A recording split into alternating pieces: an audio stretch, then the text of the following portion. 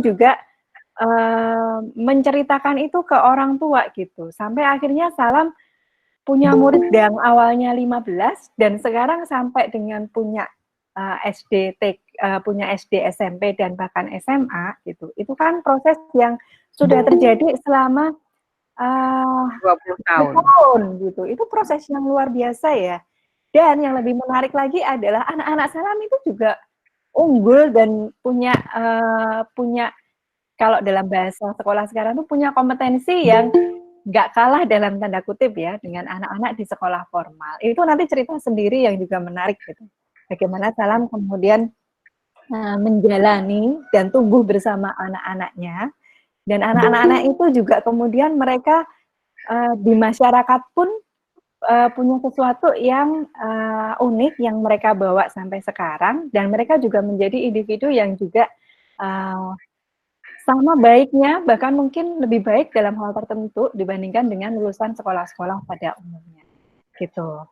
Itu kalau diceritakan mungkin nggak selesai 2 hari 2 malam loh Bu sebenarnya. Iya. Terus ada juga cerita yang sudah berhasil menjadi buku ya. Itu teman-teman nanti mungkin yang belum tahu bukunya Salam, nanti di akhir sesi gitu saya akan cerita sedikit tentang bukunya Salam. Buaya juga nanti bisa nambahin. Nah, mungkin dari situ Bu, bagaimana Salam kemudian memulai proses pembelajarannya. Seperti apa sih Bu Salam memulai belajarnya di Sanggar ini? Gitu. Ya. Nah, sebetulnya kan pendidikan itu sendiri, kita ini kadang sering rancu gitu ya, pendidikan dan pengajaran. Padahal sebetulnya pengajaran itu kan bagian dari pendidikan.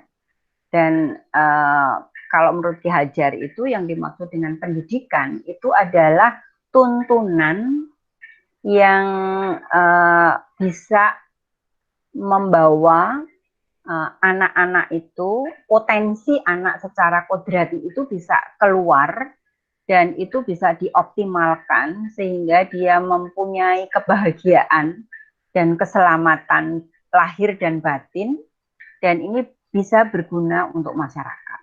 Nah, sebenarnya sebetulnya pendidikan itu kan sangat mulia sekali gitu ya, kalau istilahnya sekarang memanusiakan manusia.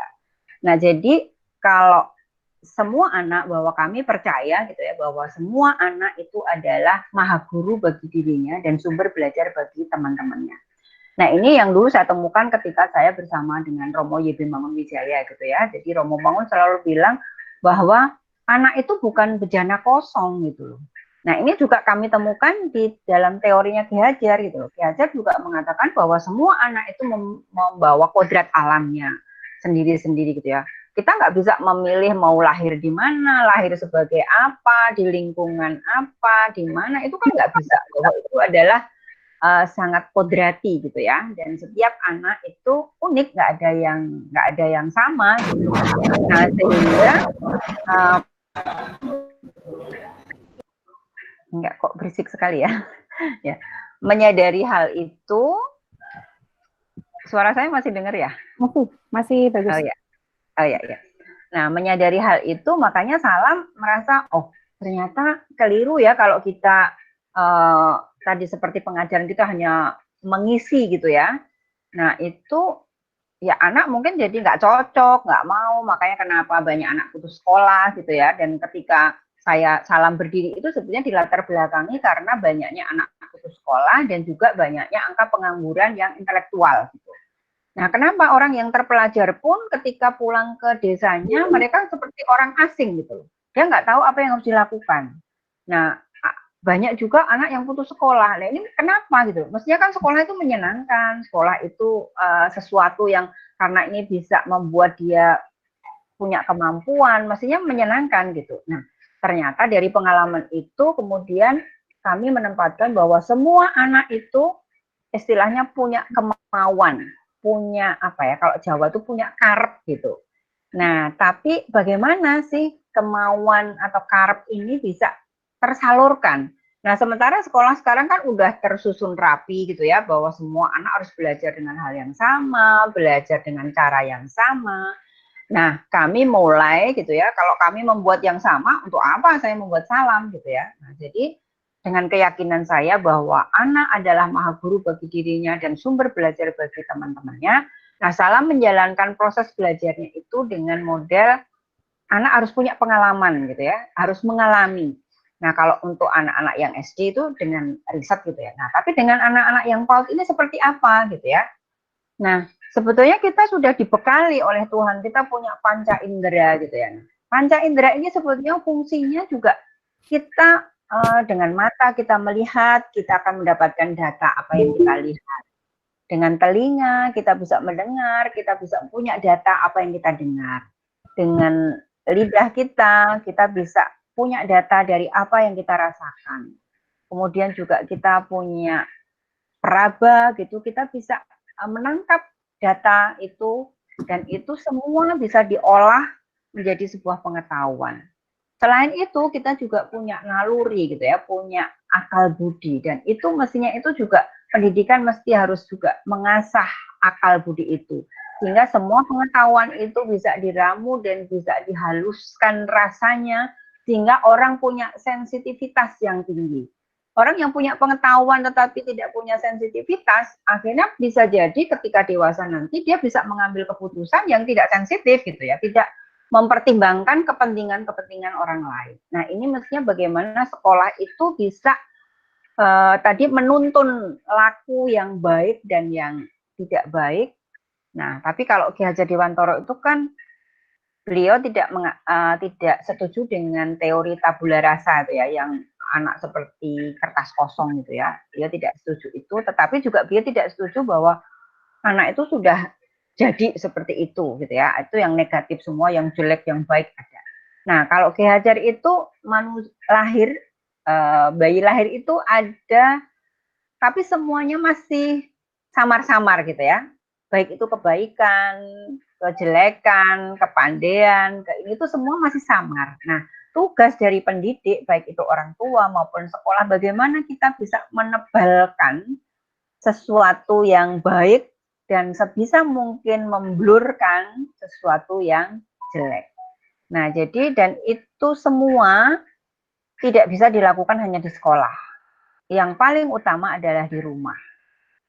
Itu. Jadi bagaimana proses salam ya seperti itu tadi bahwa di salam ini hanya memfasilitasi yang utama itu orang tua gitu. Dan apa yang terjadi di sekolah dan bagaimana kami bisa memahami bahwa anak ini punya karakter ini, punya kemampuan ini. Nah, di PAUD Salam itu di jam pertama itu dari mereka datang sampai bisa 1 jam atau 1,5 jam itu kita memberikan keleluasaan mereka bermain bebas. Tetapi para fasilitator ini sudah standby gitu ya, sudah siap di situ. Jadi anak yang begitu datang dia tertarik dengan misalnya masang-masang balok, ada yang misalnya dengan Lego, ada yang dia begitu datang pengennya ambil buku minta diceritakan sama gurunya, ada yang datang itu langsung nyemplung ke kalen gitu ya mencari cedul, ada yang datang muter di halaman dia mengamati serangga-serangga dan itu ada gitu. Nah itu bisa 1 jam sendiri yang seperti itu. Nah kalau orang tua nggak paham, nggak dari awal kita pahamkan dulu, kita ada kesepakatan dengan orang tua, mereka kan bisa jadi ini gimana sih kok dari tadi dibiarin aja gitu loh, kok anak disuruh, kok nggak diapa-apain gitu loh, kok nggak diajar, ya kita emang nggak mengajar karena anak adalah maha guru bagi dirinya gitu kan. Nah setelah itu baru kita kumpul bareng, ayo kita ini kan. Tapi masing-masing guru itu udah mencatat. Makanya kita nggak bisa dengan jumlah yang besar. Jadi kita maksimal itu hanya 15 dengan minimal 3 fasilitator. Dan kalau di TA itu jauh lebih banyak fasilitatornya gitu ya, bisa 5 gitu ya. Ada volunteer-volunteer juga dan ini kita metodenya mentoring gitu ya. Jadi 1 orang bertanggung jawab maksimal 5 anak. Nah ini sekalipun di dalam pengawasan ini kan 5 anak itu tidak semua mesti bergerombol gitu ya, ada yang main di sana misalnya ini. Nah ketika nanti sudah selesai sekolah gitu ya, itu para fasilitator kumpul dan mereka, aku mentorin siapa tadi, anakku tadi main di mana, ngapain aja, nah ini semua mencatat gitu. Jadi fasilitator di kami itu selalu punya rekaman proses dari masing-masing anak yang dimentoring seperti itu. Nah sehingga besok lagi bisa untuk memproses kira-kira ngapain. Dan ketika ada masalah gitu ya, misalnya ada anak yang tadi tiba-tiba main rebutan mainan, kemudian ada yang jahil, ada yang ini. Nah, ini mesti diproses, diselesaikan gitu ya. Jadi tidak hanya sekedar anak nangisnya berhenti, tetapi permasalahan itu justru dijadikan belajar menyelesaikan masalah gitu ya. Jadi kita mesti dialog gitu loh. Kenapa tadi nangis? Terus ada apa? Terus misalnya misalnya berebutan, entah itu meledek, entah itu kadang-kadang ada yang misalnya lagi main tiba-tiba ada yang datang jahil langsung merusak mainannya gitu ya. Nah, itu hanya iseng saja, tapi itu harus diselesaikan gitu loh. Mereka harus didudukkan bersama dan diajak ngomong kenapa dia melakukan itu dan akibatnya apa. Nah, ini sampai mereka paham. Nah, ini juga nantinya kalau memang sampai ada hal-hal yang harus membutuhkan komunikasi dengan orang tua, itu juga kita sampaikan segera. Dan di kami juga ada pertemuan orang tua itu hampir setiap bulan. Setiap bulan sekali kita ketemu. Dan kita ada juga program yang sekolah di rumah gitu ya. Jadi ada namanya home visit, sekolah di rumah keluarga-keluarga. Dan setiap keluarga itu menjadi fasilitator gitu ya. Misalnya dari keluarga yang pintar masak. Nah, anak-anak hari itu belajar masak di rumah siapa gitu ya. Ya mungkin hanya racik-raciknya atau apa. Terus bahkan yang kemarin itu ada yang sekarang lagi model ekoprint gitu ya. Nah, anak-anak dibekali mereka bawa mutu gitu ya, yang pukulan yang dari kayu itu, terus artinya yang nggak punya boleh pakai batu gitu ya. Nah, ada kain, boleh bawa kaos sendiri atau apalah yang mereka punya. Nah, terus akhirnya mereka main karena berpetualang di halaman, mencari daun-daun sesuai mereka, kemudian itu diapakan, dan pukul-pukulnya juga akhirnya jadi musik gitu ya, mereka taktok-taktoknya itu bisa asik juga gitu. Dan ini jadi karya anak sendiri dan anak bangga dengan apa yang dia buat sendiri gitu ya, dan itu selalu ingat gitu. Terus ada juga yang orang tuanya pelukis gitu ya. Nah, mereka mulai dikenalkan dengan kuas, dengan apa. Nah, jadi anak-anak dengan 15 keluarga ini juga 15 aktivitas yang didesain oleh keluarga-keluarga masing-masing. Nah, sehingga kita makin kaya. Nah, itu yang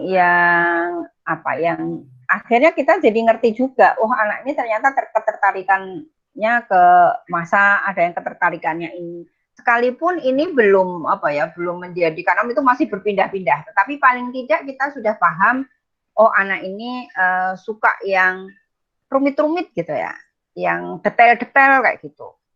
Ada yang misalnya ngamati belalang itu sampai ke kakinya, sampai ke sumutnya, sampai apa gitu, detail sekali itu ada gitu ya. Ada yang itu sampai besar ya, sampai sekarang dia udah kelas 5, itu dia masih senang banget binatang itu. Dan anehnya ya, belalang itu bisa kadang dibawa ke sekolah, dia taruh di meja, dia gambar sketnya.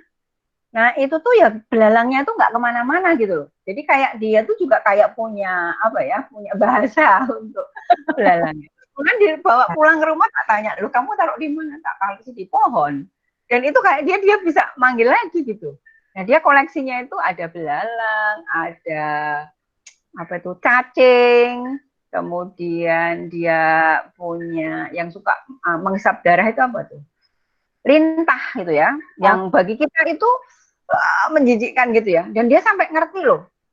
Lintah itu kan menggigit, saya bilang gitu. Ya nggak apa-apa, tapi dia gigit ininya tuh menggigit racunnya. Nanti kalau dia udah kenyang, dia akan lepas sendiri. Sampai tahu seperti itu gitu ya. Dan dia, kamu nggak takut? Ini tuh kok dia ngambil darah kotornya katanya. Nah, itu terus lepas. Nah, dia punya 3 katanya. Yang satu itu suka di wastafel, tapi kadang-kadang nanti keluar lagi kayak gitu.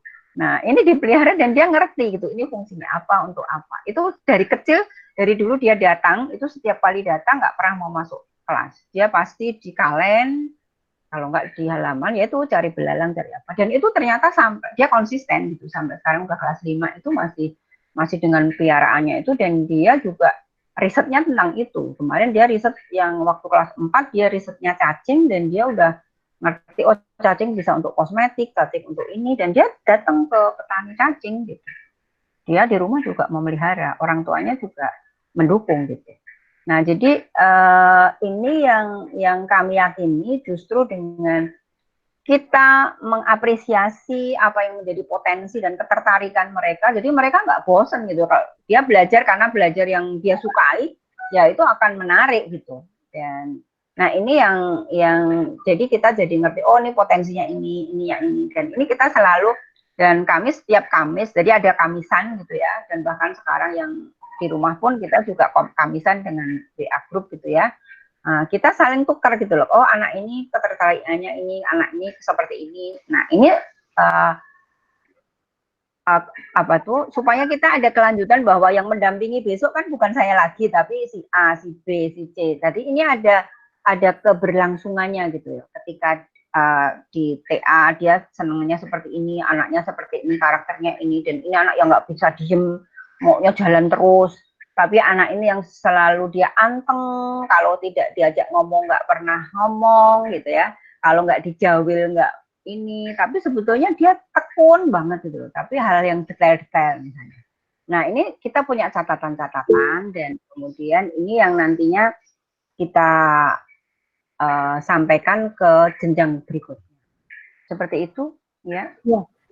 Wah, ini kalau saya yang nanya aja mungkin pertanyaan saya nggak akan kejawab semua. Dari ceritanya itu, saya udah kepengen nanya. Terus artinya sekarang gimana ya itu? Sebelum saya lupa nih Bu ya, saya jadi ingat mungkin kalau orang tua zaman sekarang itu pernah lihat yang namanya film Kung Fu Panda ya.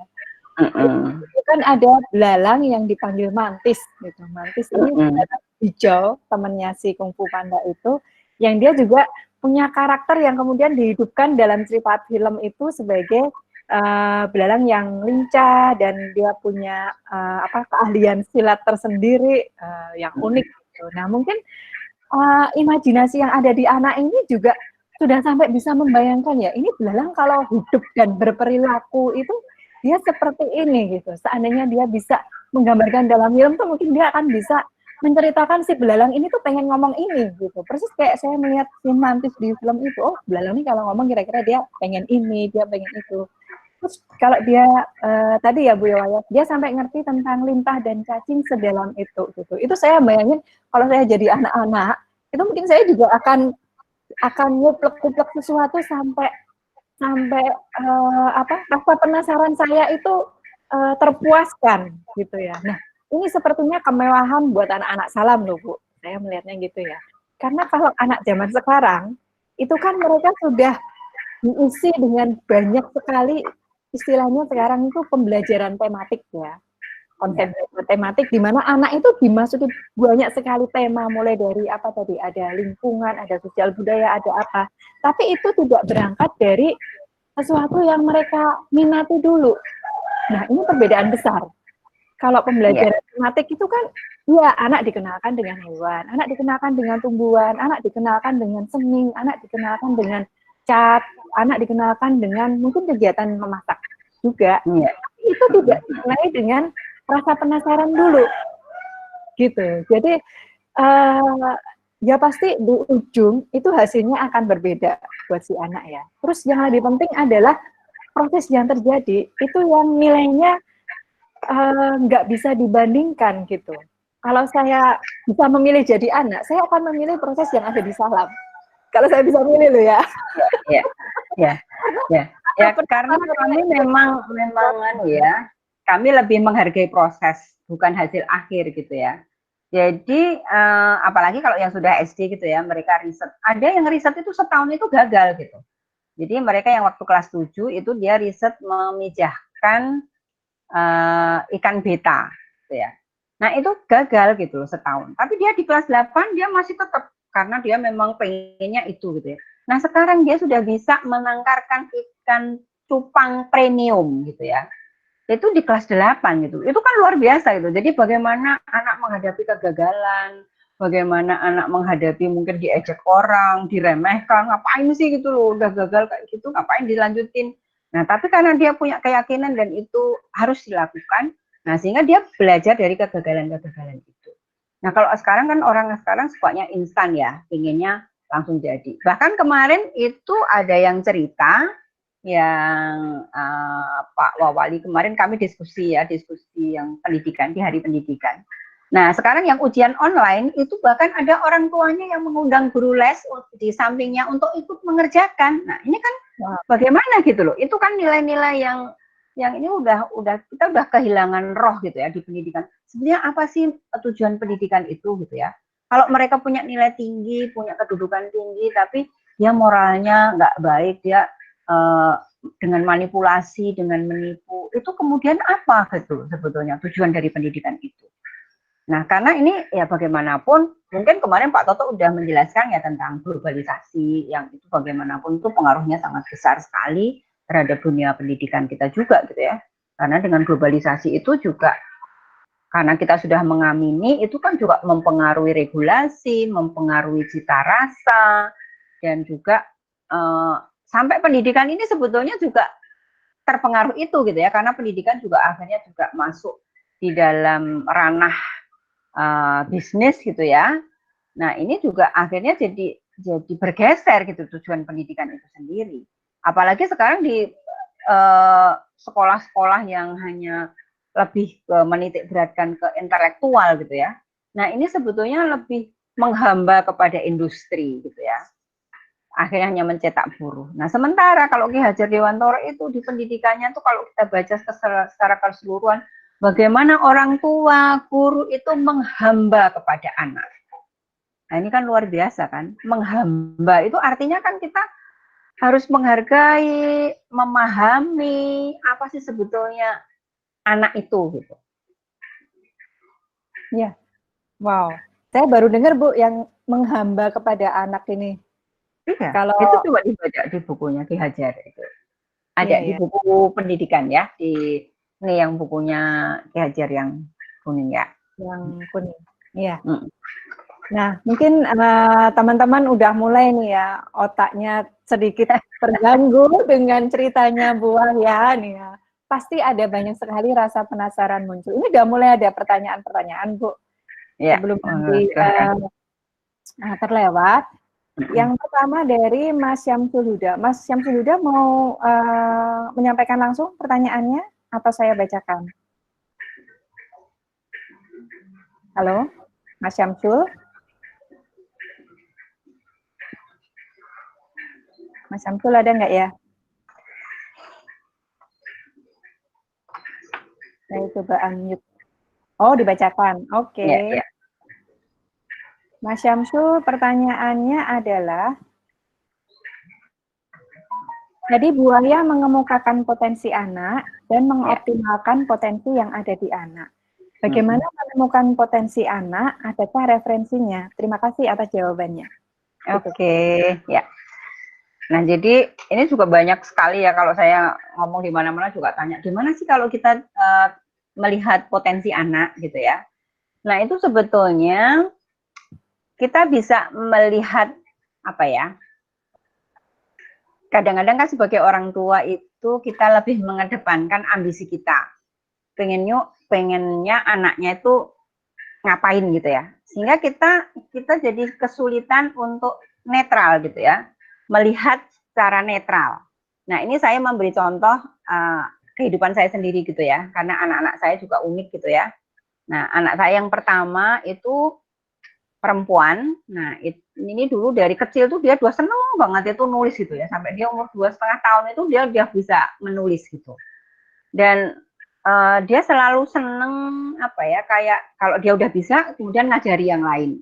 Nah, ini saya melihat itu. Kemudian anak saya yang kedua itu sekolah aja pindah-pindah ya. Jadi sampai dia kelas 5 SD itu pindah sekolah 5 kali gitu ya. Jadi TK-nya aja 3 kali pindah. Dan itu karena dia nggak bisa duduk manis, nggak bisa diem, dan dia tuh senangnya musik ya. Sampai kenapa saya punya sejarah punya rumah di sawah, itu karena dia setiap kali mau tidur itu selalu bilang musik kata gitu ya. Jadi dia selalu pengen mendengar musik kata gitu. Kadang-kadang saya sampai waktu itu saya punya mobil tronton itu sampai saya lepas kasurnya, saya lepas kursinya, kemudian dikasih kasur, kita cari sawah terus sampai dia dengar suara kata baru bisa tidur. Itu. Kemudian anak saya yang ketiga dia dulu juga sekolah itu cuma sebentar ya, di TK itu hanya beberapa bulan, setelah itu nggak mau lagi. Tapi dia senang banget praktek gitu. Dia ikut petani di sawah, kemudian dia ngambil ada keajaiban di dalam tanah gitu. Dan dia tuh bahasanya itu udah ini banget gitu loh, udah lengkap. Ngomongnya keajaiban gitu. Nah, akhirnya dari situ saya mulai memahami, dan ini ternyata karena saya konsisten gitu ya, maksudku karena saya mendampingi anak-anakku sendiri, sekalipun saya punya banyak yang ikut saya, tetapi saya konsentrasi tetap pengasuhan saya gitu ya. Sampai saya nggak mau kemana-mana waktu itu ketika anak-anak saya masih kecil dan saya nggak mau kerja di luar Jogja gitu ya, dan kerja pun sering saya bawa gitu. Nah, itu saya melihat potensinya gitu ya. Jadi anak saya yang pertama itu kok dia senangnya nulis, senangnya ngajarin temennya. Nah, ternyata dia juga sekolahnya juga minta akhirnya sekolah guru gitu ya. Nah, dari situ. Nah, saya mengikuti, dan waktu itu sampai pernah karena ada saudara yang menawari, mbak sekolah kebidanan aja, kalau bidan itu nanti langsung dapat kerjaan gitu ya. Dia nangis sampai akhirnya setahun dia nggak mau sekolah. Mah aku pokoknya pengen menenangkan diri, karena dia sempat agak tergoda juga, dan waktu itu malah bisa jalan-jalan ke Amerika juga dengan teman-teman dari dengan Mbak Dian dan Mbak itu. Nah, waktu itu akhirnya dia off setahun dan akhirnya memutuskan, mah aku mau aku mau sekolah tapi hanya di satu universitas ini dan jurusannya ini. Ya jurusan guru gitu ya. Nah, akhirnya ya sekarang dia jadi guru gitu. Nah, anak saya yang nomor 2 yang ketika tadi dia selalu ingin dengar musik kata, dan waktu bayi itu juga kalau saya gendong gini, kalau dia lihat bayang-bayang air di genteng, itu dia udah ngikutin gitu loh, udah ritmis banget gitu. Dan kalau misalnya ada ya dia ada bunyi-bunyian kayak gitu, dia selalu peka, selalu ritmis. Akhirnya dia juga sekolahnya di sekolah musik gitu ya. Dia sekarang jadi pemain cello gitu ya, dia musik. Nah, anak saya yang nomor 3 ini yang dia selalu kritis, ngomongnya itu udah ya kayak orang dewasa. Pernah waktu itu pergi ke satu tempat terus dia bilang, mah siapa yang gunungnya tadi itu kan kelihatannya kan hitam, tapi kok sampai sini kok hijau gitu. Terus dia suka nanya, mah Tuhan itu ada di gunung-gunung nggak? Saya bilang, ya Tuhan, loh kenapa kamu bertanya gitu? Tadi kan kita di Jogja. Nah, sekarang kita udah di tempat Eyang di sini. Aku tuh mau berterima kasih pada Tuhan karena tadi kan kita jalannya udah susah banget. Waktu itu kalau tempat Eyang itu jalannya memang naik turun gunung gitu ya. Nah, udah sampai sana. Tapi Tuhan ada di gunung-gunung nggak? Katanya Tuhan itu satu. Tapi tadi kan di Jogja, sekarang di sini enggak. Nah, waktu itu masih usia 4 tahun gitu ya. Dan dia selalu bertanya-tanya hal-hal yang seperti itu. Nah, akhirnya dia ya senangnya di sastra. Waktu SMA dia dimasukkan IPA, dia marah betul gitu ya, karena mau dari awal dia udah milih IPS gitu ya. Dan itu sampai dia sebulan itu sampai harus membuat surat pernyataan karena kemauannya sendiri. Dan sekarang dia udah lulus dari sastra Indonesia gitu ya. Nah, ini bagaimana kita bisa melihat potensi itu asal kita mau menanggalkan obsesi-obsesi kita gitu ya. Kita melihat dengan jeli anak itu kecenderungannya kemana. Itu pasti kelihatan karena setiap anak itu mulai dari bangun tidur itu pasti dia udah punya aktivitas. Diemin aja gitu sampai dia tidur lagi pasti dia punya apa gitu. Dan kegiatan yang selalu diulang-ulang, yang dia selalu pengen, selalu apa, ya itulah sebetulnya ketertarikan dia. Nah, sejauh mana kita punya kepekaan itu. Makanya kenapa di Salam, di jam pertama, 1 jam pertama, itu kita memberikan kebebasan gitu ya, aktivitas bebas. Itu dalam artian supaya kita bisa menangkap gitu, bisa, oh anak ini kecenderungan, ya mungkin baru kecenderungannya ini, seperti itu. Sampai nanti dia menemukan potensinya. Nah, kadang-kadang kan kenapa kalau yang di sekolah itu kan udah semua dijadwalkan oleh udah teratur gitu ya, udah ada misalnya PAUD pun kan sudah ada hari ini jam ini harus belajar seperti ini, apa itu kan semua inisiatif dari guru. bukan inisiatif dari anak. Sekalipun di Salam juga kita punya tema-tema ya, tapi itu sangat fleksibel gitu. Jadi dilihat kecenderungan anak dari mana, dan itu juga sejauh mana kita membawa tema-tema itu dengan pendekatan ketertarikan anak tadi gitu. Dan satu hal itu kan bisa dilihat dengan banyak dimensi gitu ya, nggak hanya satu. Nah dari situ, jadi bagaimana kita melihat potensi ya kita harus mencermati dengan sungguh, dan kita menanggalkan diri kita, obsesi-obsesi kita. Kita kadang ngecap anak ini nakal, anak ini kan karena anak itu tidak nurut keinginan kita gitu. Nah jadi ibaratnya kalau kita supaya kita ngerti itu istilah anunya gini, ya seandainya kamu menjadi anak gitu loh, apa yang kamu inginkan. Nah itu yang mestinya yang kita terapkan juga kepada anak. Jadi bukan kita yang mendikte terus bahwa anak itu harus ini, harus ini, harus itu. Nah sehingga kalau seperti itu kita nggak bakalan bisa melihat potensinya. Nah kalau kita bisa melihat potensinya ketika kita memang mengamati dengan seksama. Itu Mbak Retno ya. Mas apa tadi yang Mas Syamsul Huda. Gimana Mas Syamsul Huda? Iya. Sudah cukup terpuaskan jawabannya. Ini memang semoga tidak. Ya, ada komentar dulu nggak, Mas Syamsul? Ada Mbak. Ya. Untuk Buahya, apakah potensi anak itu bisa misalkan ketika anak kecil dikasih buku terus, atau ketika kecil tuh orang tuanya suka buku terus jadi anaknya itu dikasih buku, terus ketika misalkan dari orang tua yang lain anaknya itu orang tuanya petani entah petani apa, jadi anaknya itu hidupnya mungkin kecilnya itu petani, mungkin apakah bisa tercetaknya potensi itu dari latar belakang orang tuanya gitu? Ya tidak tentu ya, itu bisa jadi tapi juga tidak selalu.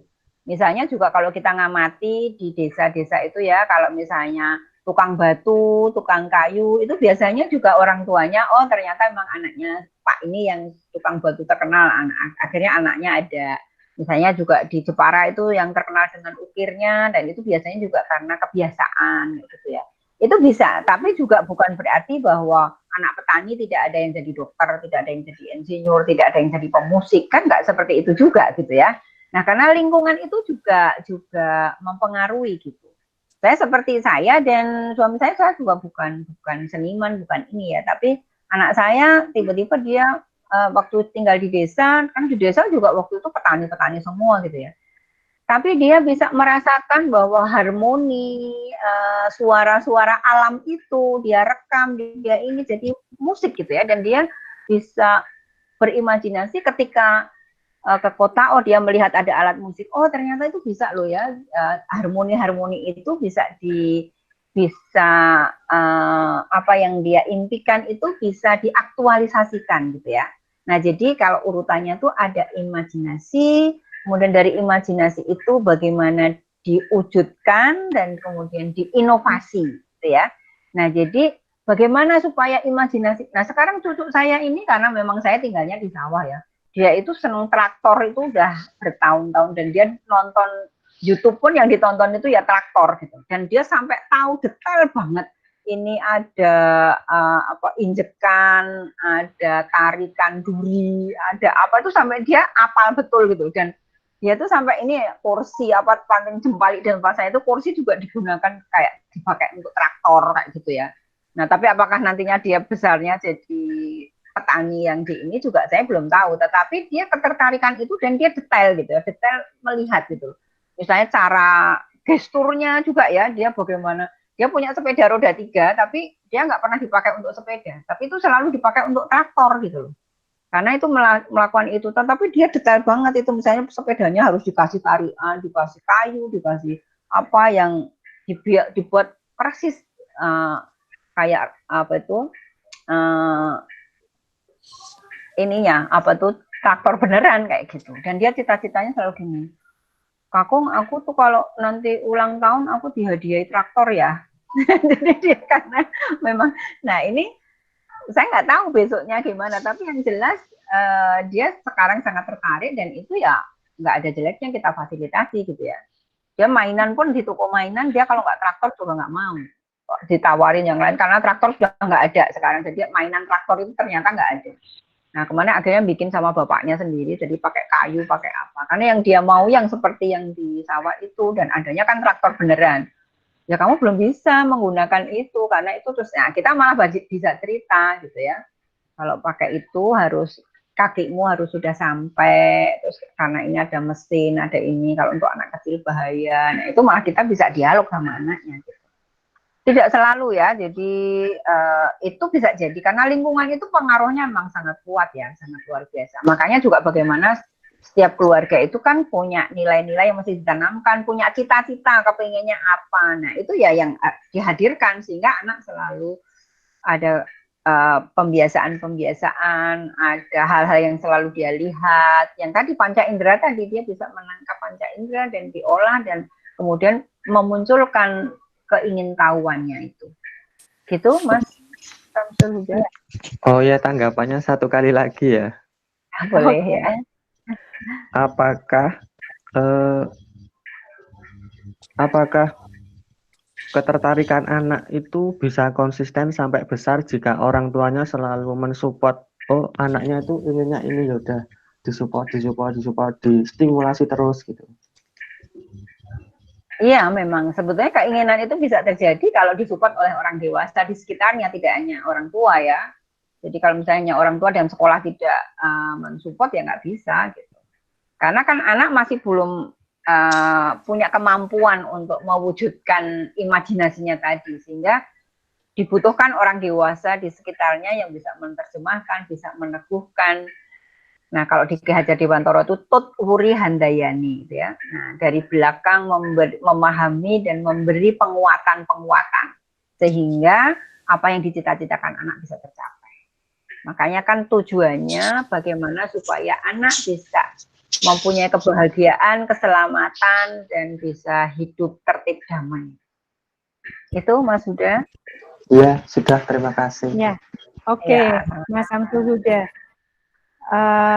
Cukup banyak ya bahasannya tentang bagaimana fasilitator di Salam ini berperan membantu proses belajar anak ya Bu ya, dan juga orang dewasa di luar anak gitu. Memang kalau saya dengarkan pertama dimulainya dari berpusat pada anak ya, berpusat dari rasa ingin tahu anak, kemudian bagaimana lingkungan yang ada di sekitarnya itu bisa mendukung rasa ingin tahu itu sampai kemudian dia mewujud menjadi sesuatu yang bermanfaat buat si anak itu sendiri. Nah, ini ada pertanyaannya udah mulai banyak Bu, udah ada 10 saya catat. Iya. Semoga ada yang sama-sama gitu ya, bisa digabung. Ya, gitu ya. Ini ada Mbak Kanyaka ini juga mengikuti diskusi yang sebelumnya. Mbak Kanyaka mau tanya langsung atau saya bacakan? Ini tadi lagi masak, saya bacakan dulu ya Mbak. Pagi Buaya dan Mbak Retno ketemu lagi sama Buaya sehabis Jagongan Merdeka kemarin. Saya ada kelompok belajar juga. Untuk awal mula Ibu dulu di Lawen, kendala utamanya apa dan bagaimana mengedukasi ortu di Lawen waktu itu Bu? Jadi bagaimana Salam menyampaikan semuanya itu ke orang tua? Karena kan perlu ada kesepakatan di awal nih sebelum semua proses itu dimulai. Itu Bu. Ya, jadi memang penting ya. Jadi Salam itu kan sebelum sekolah kami komunitas orang tua dulu gitu ya. Jadi memang kami ada diskusi-diskusi. Sekalipun misalnya waktu itu di desa, karena di desa apalagi di Lawen gitu ya. Di Lawen kan 100% petani lah gitu ya. Dan mereka kalau yang sekolah juga sekolahnya SD dan banyak yang tidak sekolah seperti itu. Nah, bagaimana saya menyampaikan, dan waktu itu kan saya melihat gitu ya, kadang-kadang di desa itu apa ya, seperti ada perburuan yang terselubung gitu loh. Jadi saya merasa anak-anak tuh kehilangan waktu mainnya. Jadi orang tua itu sangat otoriter gitu ya, jadi mengatur gitu. Nah ini yang kemudian saya nggak mungkin di sana pakai bahasa yang oh ini hak anak apa gitu ya.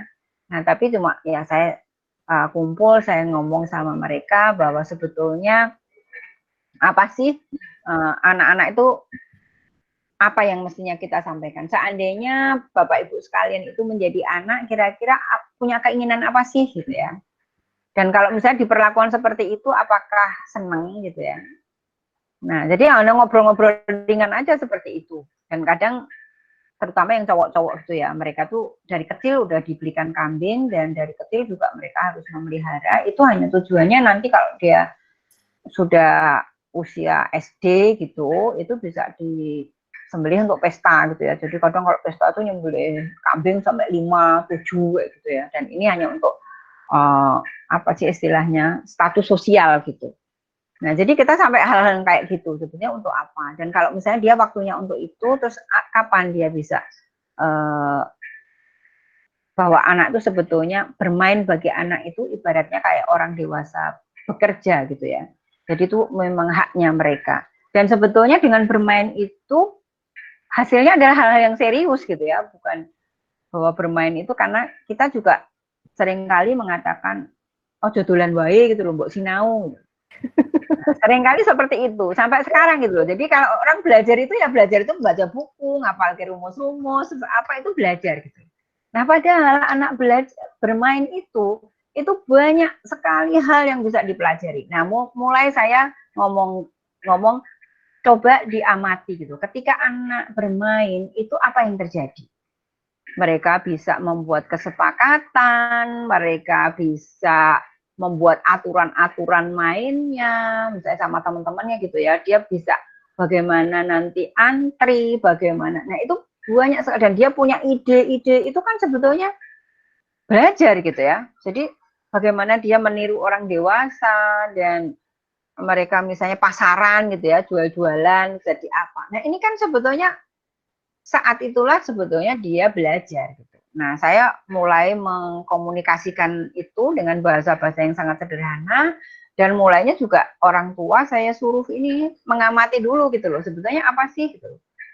Nah, tapi terus dia bilang, loh tapi nanti kumpul-kumpul terus mesti nggak mau bantu orang tua. Nah, itu yang mesti kita, kita sekarang bisa membuat kesepakatan sebetulnya. Kapan ini harus membantu orang tua, kapan ini harus, sebetulnya siapa yang harus bekerja. Nah, anak itu tanggung jawab siapa? Siapa yang dititipi oleh Tuhan. Nah, jadi katanya ini titipan Allah gitu. Kenapa kalau titipan Allah nggak kita pelihara dengan baik gitu ya. Nah, ini ngobrol-ngobrol seperti itu gitu. Saya mengawalinya seperti itu, yang akhirnya menjadi pemahaman bersama gitu loh. Oh, ternyata dengan anak yang bermain ini, dan anak juga ada tanggung jawabnya ketika dia, kalau kamu boleh melakukan ini, tetapi apa hal-hal yang harus kamu lakukan di rumah. Nah, ini akhirnya menjadi kesepakatan gitu. Nah, jadi ada sinergi gitu antara sekolah dan keluarga. Jadi keluarga yang dulu waktu di Jogja juga, di sini kan banyak yang orang tuanya suka mabuk, ada yang orang tuanya suka main jadilan sampai jadi itu. Nah, anak-anak itu kadang-kadang kalau datang tuh ada yang menirukan gaya mabuknya itu loh, kayak gitu. Nah, akhirnya kamu lagi ngapain gitu loh. Bapakku ngomongnya mabuk. Nah, terus akhirnya kita ngobrol, kita apa ya. Nah, sebenarnya prototipe anak itu ya prototipe dari orang tuanya gitu loh. Terus misalnya, terus dia marah-marahan dengan teman-teman tuh tiba-tiba bilang, tak cekek loh kok kamu dengar bahasa itu dari mana? Iya, bapakku karo ibuku ngomong bapakku ngomong, jadi tak cekek gitu. Akhirnya ternyata dia dengar gitu loh dari pertengkaran orang tuanya. Nah, ini hal-hal seperti itu yang akhirnya yuk kita ketemukan so anak tahu kok kata-kata dicekik dari mana gitu. Terus itu dilempar bantal. Oh, itu hanya main. Enggak main, karena itu ngomongnya itu, terus dia ngomong kasar apa. Nah, itu biasanya tuh anak-anak tuh jujur karena kita seperti nggak berjarak gitu ya. Jadi ketika ke sekolah itu ya dia ngomongkan apa yang terjadi di rumah kayak gitu ya. Jadi ada yang anak yang tiba-tiba di sekolah itu gambar. Tapi gambar muka kok mulutnya banyak, saya bilang, loh kenapa nanti ini kok jadi mulutnya banyak? Ya karena ibuku tuh ngomong terus di mana-mana ngomong terus.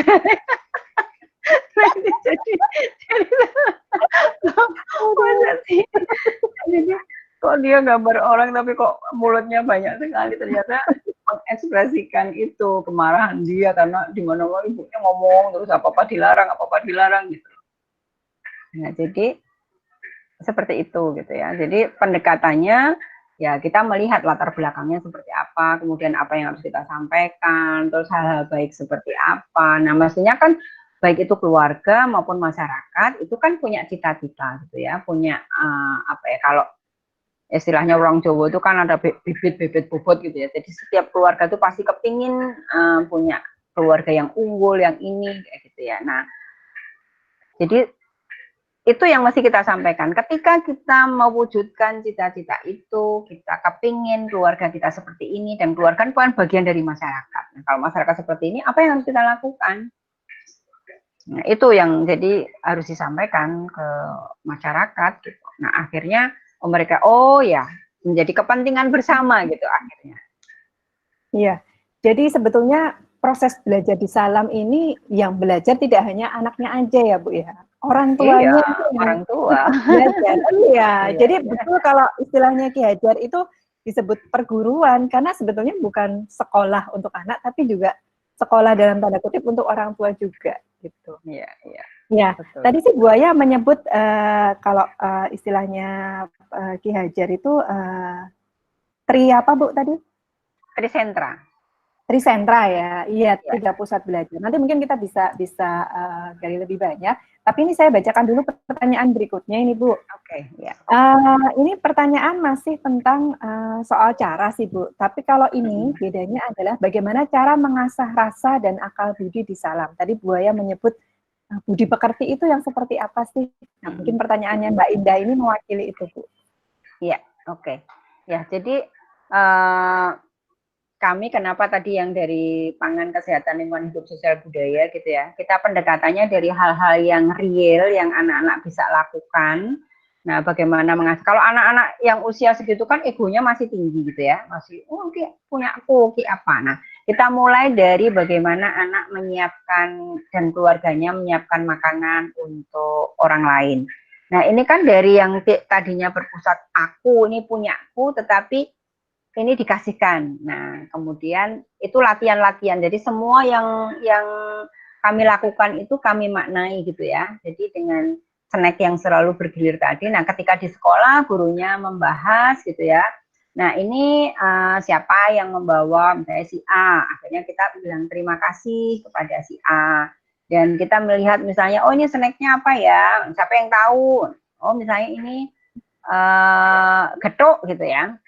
Oh, getuk. Siapa yang tahu nih getuk dari apa? Terbuat dari apa? Oh, dari singkong. Singkong siapa yang menanam misalnya? Oh, ini apa petani yang menanam ini. Nah, ini kita nah ini menjadi getuk ini ternyata prosesnya mulai dari harus menanam singkong, harus apa dan siapa menanam, kita harus berterima kasih pada siapa. Nah, hal-hal yang seperti itu terus menerus gitu ya kita lakukan sehingga anak itu paham gitu ya. Jadi apa yang kita makan sehingga nah itu kan dengan jerih payah petani, kemudian ibu tadi yang memasak, itu apa yang kita makan ini penuh dengan jerih payah orang lain.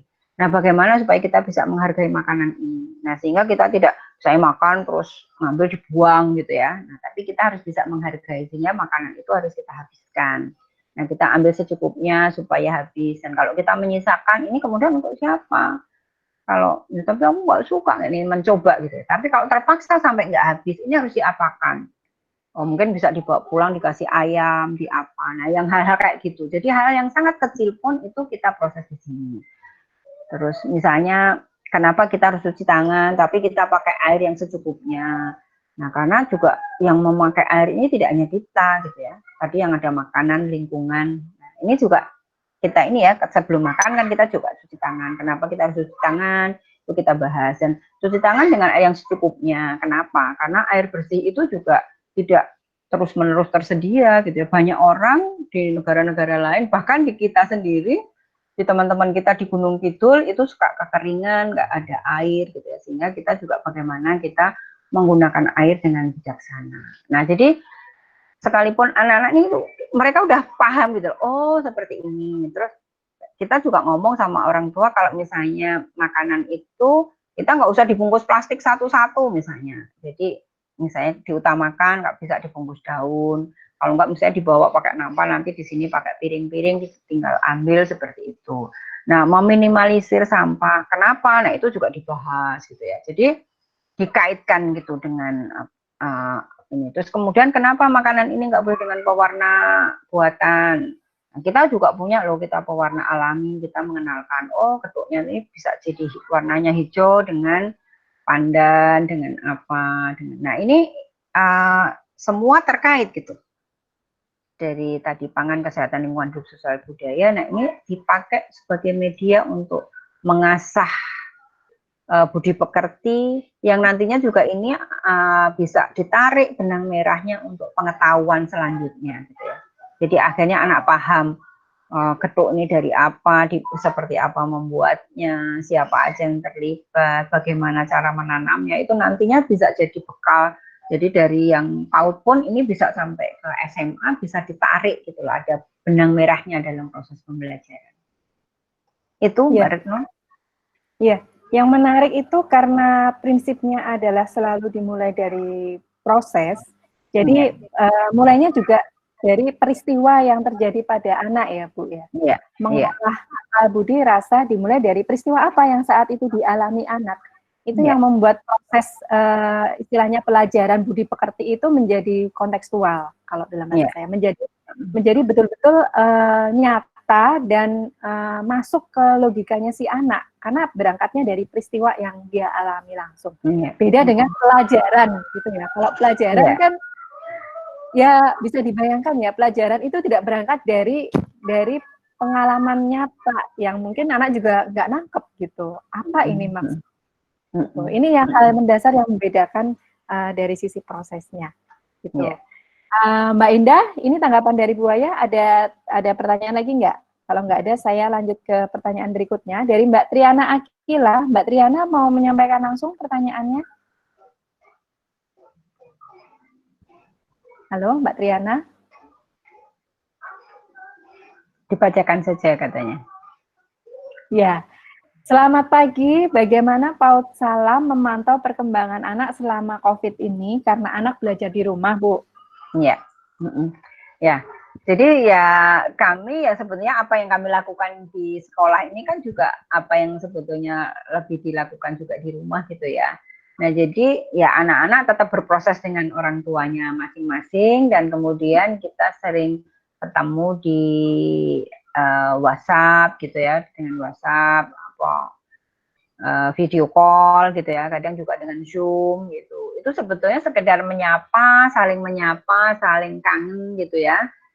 Dan beberapa kali gitu ada 1-2 anak gitu yang karena memang udah rindu banget kepingin datang ke sekolah, ya udah datang, terus mereka janjian, anak kita membatasi aja hanya 2-3 anak seperti itu, dan mereka main sebentar habis itu pulang. Dan selebihnya di rumah mereka ada yang menanam ya kegiatan sehari-hari ya, misalnya kayak cucu saya gini ya, setiap kali dia juga bersama orang tuanya karena ini masih kecil, yang lain puasa, dia juga aku nggak puasa kan aku masih kecil gitu ya. Nah ini bikin sarapan, dia bilang aku pengennya bikin telur dadar kayak Om Tido. Apa itu loh yang kayak Om Tido itu loh. Nah terus tanya, Om kamu bikin telur dadarnya pakai apa? Aku pakai merica bubuk katanya. Terus merica itu kayak apa sih? Nah, dia nanya, terus ini diproses terus gitu. Wah ternyata dia jadi kebanggaan gitu loh. Uti, aku tuh udah berani sama merica loh. Merica itu pedas loh, aku bisa. Gitu. Nah, terus besoknya lagi dia bilang, ke mamahnya, aku mau bikin sendiri katanya. Terus dia bikin, bisa ngaduk telurnya. Terus dia bilang, Ma dikasih apa? Dikasih garam. Berapa? Secimit itu berapa? Katanya. Itu loh kamu dengan ibu jari. Kamu tahu ibu jari kan? Ya, ibu jari dengan telunjuk. Nah, itu kamu ngambilnya secimit. Akhirnya dia juga punya pengetahuan baru gitu kan. Oh, secimit gitu. Nah, itu dia bisa cerita ketika ngobrol sama gurunya, sama inya, dia bilang, aku udah bisa loh bikin telur dadar, itu pakai garamnya secimit loh. Secimit itu gini loh Bu Gulung, tahu nggak? Itu pakai ibu jari sama telunjuk tuh begini loh, itu namanya secimit. Itu sudah apa ya, ya mereka tetap aja belajar dari keseharian gitu loh. Jadi nggak harus, misalnya kan ada tuh yang online udah kasih tugas-tugas itu loh, misalnya harus mewarnai, harus apa, yang ngapain gitu loh. Lah sehari-hari itu mulai dari dapur sampai ke kamar tidur itu banyak sekali hal yang bisa diproses. Nah kami percaya karena orang tua kami kan kita udah sering ketemu dan ada home visit setiap bulan gitu ya. Jadi bagi Salam ini udah nggak masalah gitu loh memfasilitasi anak di rumah. Jadi ya belajar mengalir, belajar kehidupan sehari-hari saja gitu. Nah dia kakaknya kan, kalau kakaknya udah kelas 1, dia kan risetnya tentang makanan pokok selain nasi, terus selain beras. Nah setiap hari kan dia bikin, ada kemarin bikin apa tuh yang makanan dari sorghum, ada yang kentang, kadang tiwul, kadang apa. Nah kalau malam dia bikin jurnal, hari ini aku ngapain aja gitu kan. Yang kecil yang ini yang masih 4 tahun itu juga bilang, aku juga bikin jurnal loh Ti. Tapi dia jurnalnya pokoknya diorek-orek. Tapi dia tuh bisa loh dengan orek-orekannya itu ngobrol sama saya. Pagi-pagi tuh aku bangun tidur, aku bikin dadar telur. Terus aku nonton TV bersama kakak. Aku apa itu dengan tulisannya dia, saya yang juga nggak tahu gitu, tapi dia penuh juga kertasnya itu dengan tulisannya dia. Nah masing-masing keluarga itu ya kalau pas ngobrol di Zoom itu ya menceritakan itu yang dia lakukan. Aku nanam loh, aku nanam kangkung gitu loh, aku panen rosella, aku bikin jamu, aku apa kayak gitu ya, aktivitas sehari-hari. Dan setiap kali itu diproses itu sangat luar biasa. Dia ada pengetahuan-pengetahuan baru tentang, nah waktu itu ada juga yang cucu saya tanya, itu loh aku lupa namanya, pokoknya ada botol, ada tutupnya tuh bisa dibuka kecil, bisa dibuka besar. Itu yang kalau Om Don tuh kalau bikin telur pakai itu. Nah, saya tuh ini anak 4 tahun, dia udah bisa, ketika dia lupa dia bisa memvisualkan gitu ya, dia bisa mengkonstruksikan itu loh, wadahnya botol dan tutupnya sampai detail sekali tuh, tutupnya bisa dibuka besar, buat kecil. Oh ternyata dia pengen oregano tapi dia lupa namanya, tapi dia udah bisa spesifikasinya seperti ini.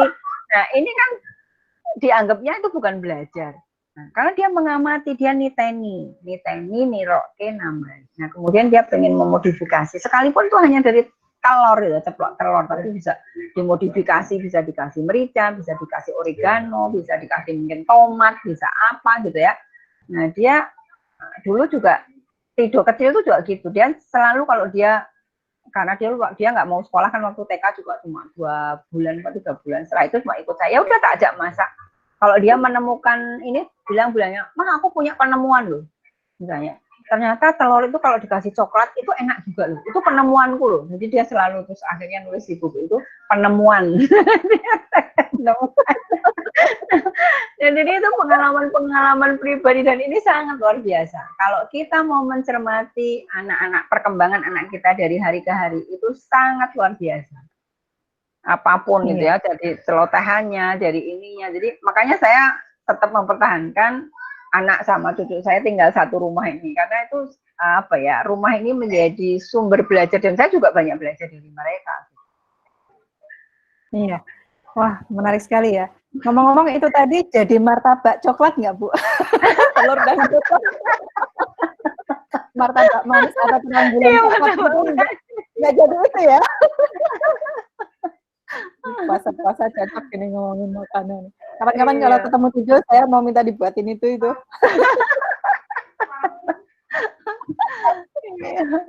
Dia seneng banget sampai sekarang.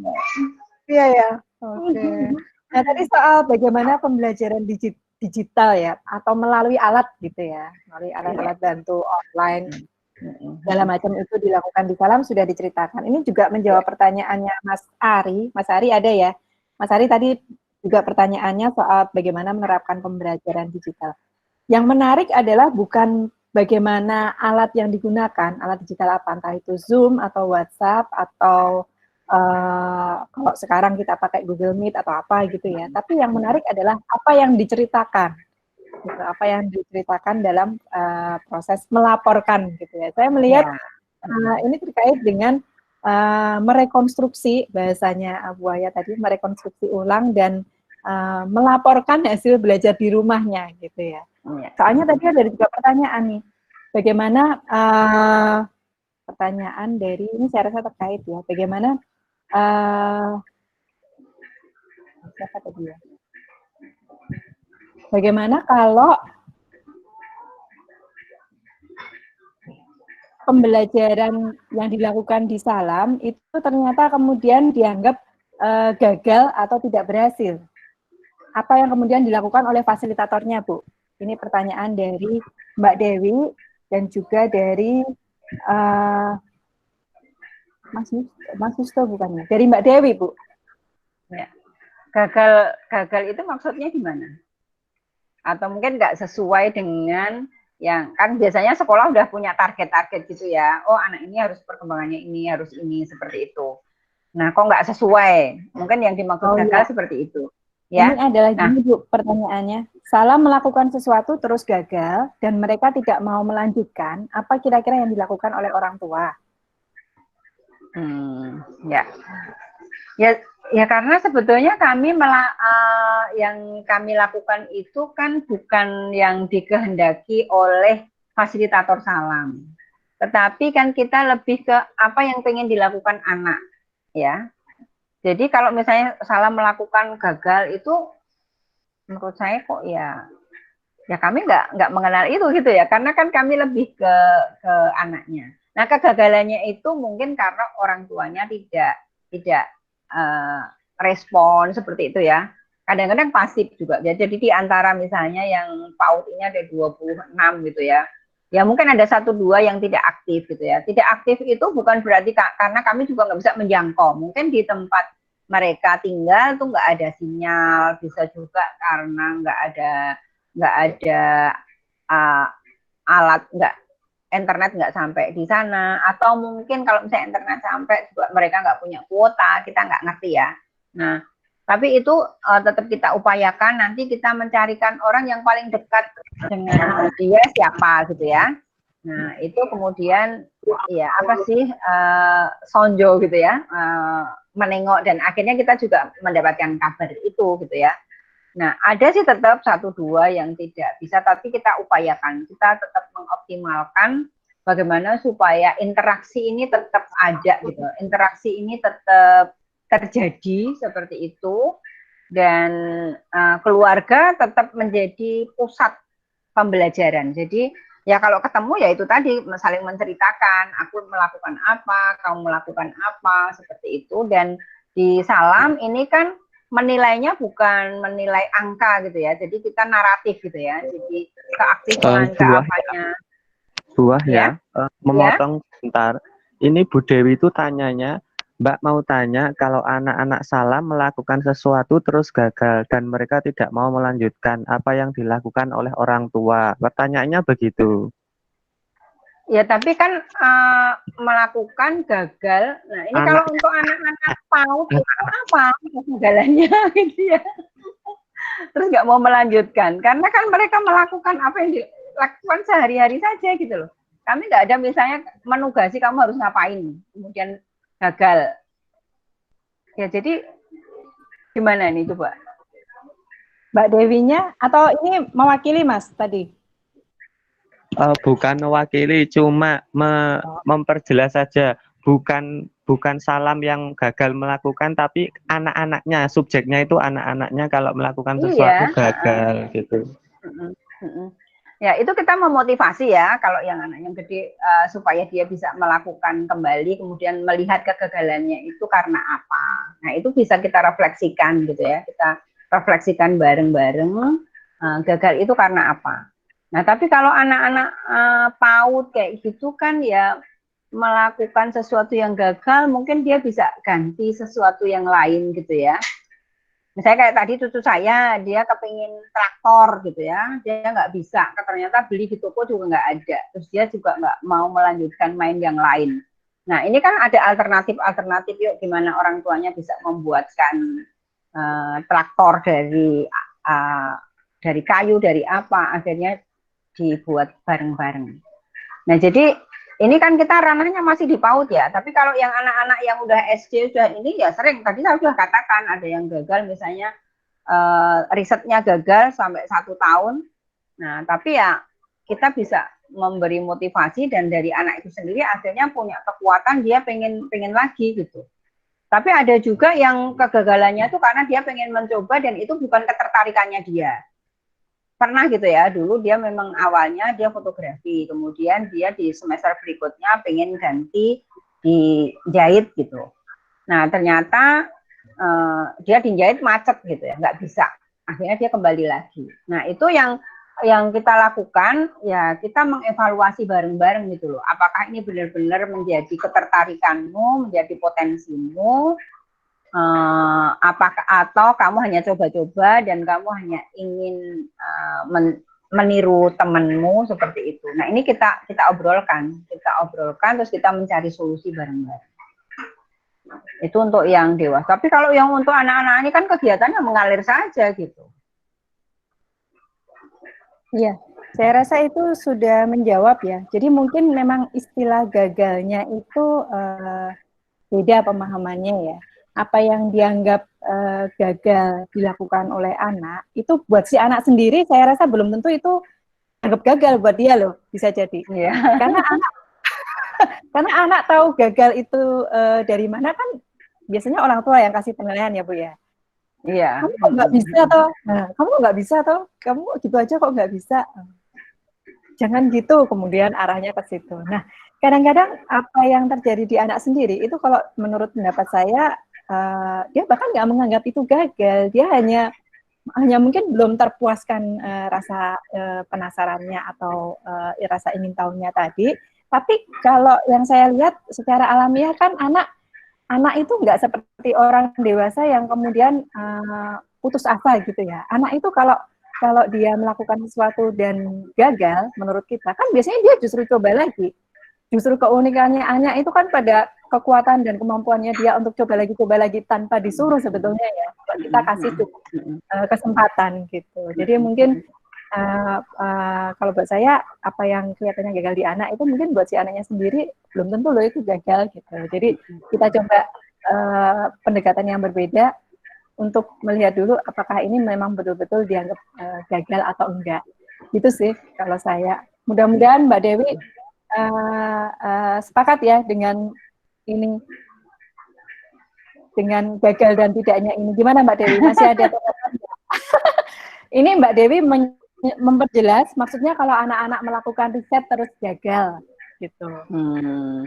Ya ini kalau yang riset itu kan yang udah SD, SMP itu ya. Itu banyak, kami ada kumpulan buku yang namanya buku Kami Tidak Seragam, dan itu anak-anak cerita bagaimana dia ada yang membuat layang-layang itu sampai 3 kali gagal terus gitu ya, akhirnya memang dia nggak melanjutkan, tetapi kita kembali sama anak lagi, kita evaluasi kegagalanmu itu kenapa. Oh ternyata mungkin kurang simetris, materialnya ini terlalu tebal, terus ini kurang apa. Nah akhirnya kita carikan narasumber yang memang tahu tentang layang-layang dan bagaimana kalau harus membuat. Nah akhirnya ya tapi kita belajar dari kegagalannya itu gitu.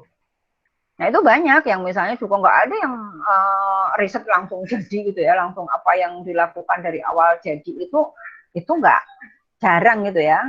Nah, ada juga yang anak SMP itu dia risetnya tentang kue yang non terigu, dia membuat kue dari mocha. Itu sampai 8 kali gagal, baru yang ke-9 kalinya berhasil, dan sekarang dia udah menerima pesanan, dia udah punya merek sendiri kayak gitu. Nah itu dimulai dari kegagalan-kegagalan itu, dan dia tuliskan di laporan risetnya juga kegagalannya itu ditulis gitu ya. Dan kami punya kumpulan bukunya itu ya, dan Kami Tidak Seragam itu dia juga menuliskan apa yang, jadi kita nggak memaksakan gitu loh. Nah, pernah juga ada anak pindahan yang di sini. Nah dia mengatakan riset itu seolah-olah kayak kalau di sekolah formal itu diberi tugas gitu. Jadi orang tuanya akhirnya yang membuat. Jadi itu memang bagaimana sih membuat ini sampai berhasil gitu. Nah ketika presentasi kan si anak nggak bisa menceritakan proses dari awal sampai akhir itu, sehingga akhirnya kita ketahuan bahwa kok ini bisa berhasil dari mana. Ternyata membuat orang tuanya gitu. Nah, jadi karena di kami kan mereka mempresentasikan gitu ya, jadi akhirnya tahu gitu. Jadi gagal itu bukan sesuatu yang aib gitu ya. Jadi gagal ya nggak apa-apa, kita bisa belajar dari kegagalan itu. Gitu. Iya, Mbak Dewi udah oke ya. Kayaknya memang sudah sepakat Bu dengan penjelasannya bahwa di situ tadi terkait dengan yang pemijahan ikan Oh ya ya ya ya. gitu. Jadi memang mungkin karena di dalam itu penilaian atas keberhasilan itu tidak hitam putih, tidak saklek gitu ya, bahwa oh ini gagal berarti dia sekolahnya tidak berhasil, atau berarti semacam mata pelajaran yang dia lagi pelajari itu gagal. Enggak seperti itu ya. Jadi karena semuanya itu dalam konteks proses, mungkin gagal di Salam itu ya sudah bagian dari proses itu sendiri. Gitu. Itu kalau boleh saya simpulkan. Terus ini ada pertanyaan lagi Bu dari Mbak Reni. Mbak Reni mau tanya langsung nggak? Halo Mbak Reni? Mbak Reni? Masih nyimak Mbak Reni?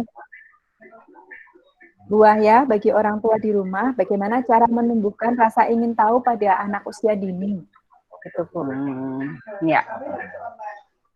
Ya, jadi itu tadi ya, kalau misalnya menumbuhkan rasa ingin tahu, ya kita memberi stimulan-stimulan gitu ya. Kayak tadi misalnya saya ngasih contoh apa yang ada di rumah saya aja gitu ya. Kayak tadi cucu saya misalnya, oh dia pengen bikin telur gitu ya. Nah, itu kita libatkan aja gitu loh. Oke, kalau misalnya kita mau pengen telur dadar itu apa sih yang dibutuhkan gitu ya. Terus, oh aku harus ambil mangkok misalnya. Ada sendok, kemudian telur. Ini kan anak kecil belum tentu bisa mecah telur itu seperti apa sih gitu loh. Ini tantangan gitu. Nah, dan kita juga jangan takut gagal. Bisa misalnya dipukul langsung piar, belum sampai ke mangkoknya udah pecah. Itu bisa terjadi juga gitu loh. Nah, terus akhirnya ya nggak apa-apa kalau dia punya pengalaman dulu gitu ya. Nah, dia pukul ternyata mama ini jatuh misalnya. Ya kita nggak usah marah, tapi oh ya ada tekniknya, kita bisa akhirnya tidak ngajari. Oh ternyata tadi kalau kamu mukul harusnya di dekat mangkoknya, supaya kalau pas dipukul terus kalau jatuh itu di mangkok, bukan mukulnya di luar kemudian baru ini. Nah ini kan juga dia akhirnya oh paham gitu ya. Oh ternyata cara membuatnya seperti itu. Terus bagaimana tadi ngambil, misalnya kita bisa aja langsung ngambil garam ngasih gitu ya.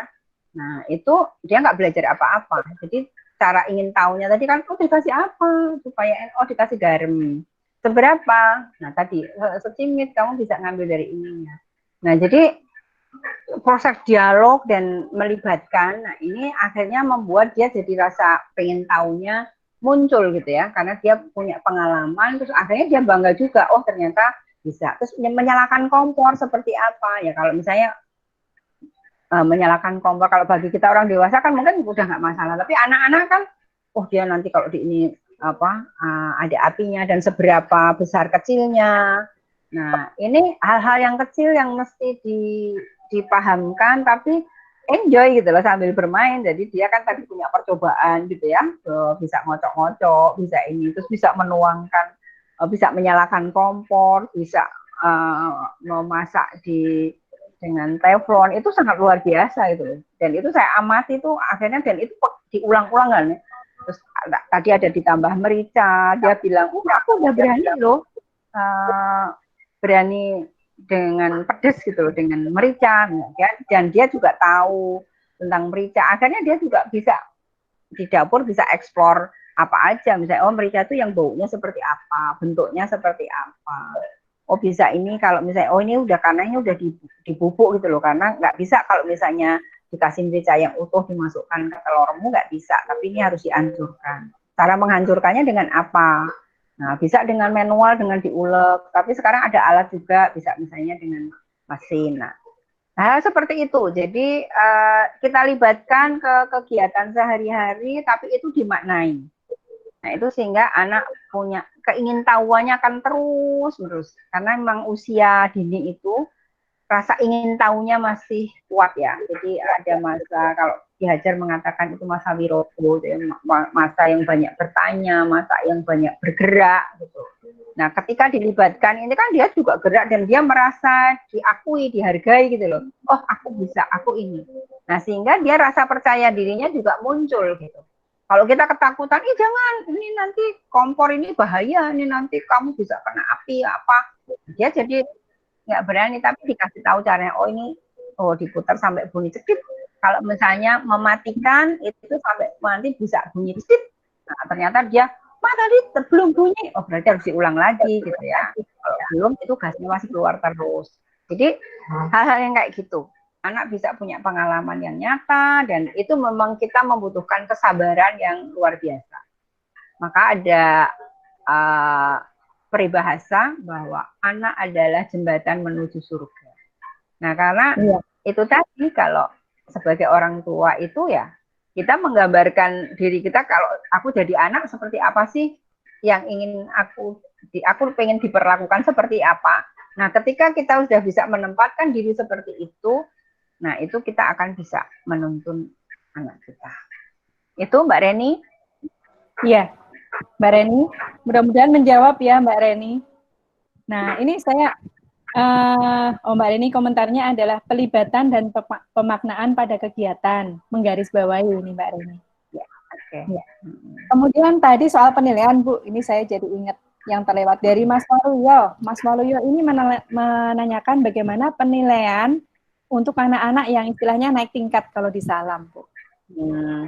Nah, kita memang kalau naik tingkat itu usia aja ya. Kalau misalnya ini usia PAUD 2 sampai 4 tahun, kalau udah lewat 4 tahun ya nanti di TK, kemudian kalau udah 6 tahun lewat atau 7 tahun SD, dan kita nggak ada yang tinggal kelas sih, karena kan semua punya kemampuan sesuai dengan bidangnya masing-masing.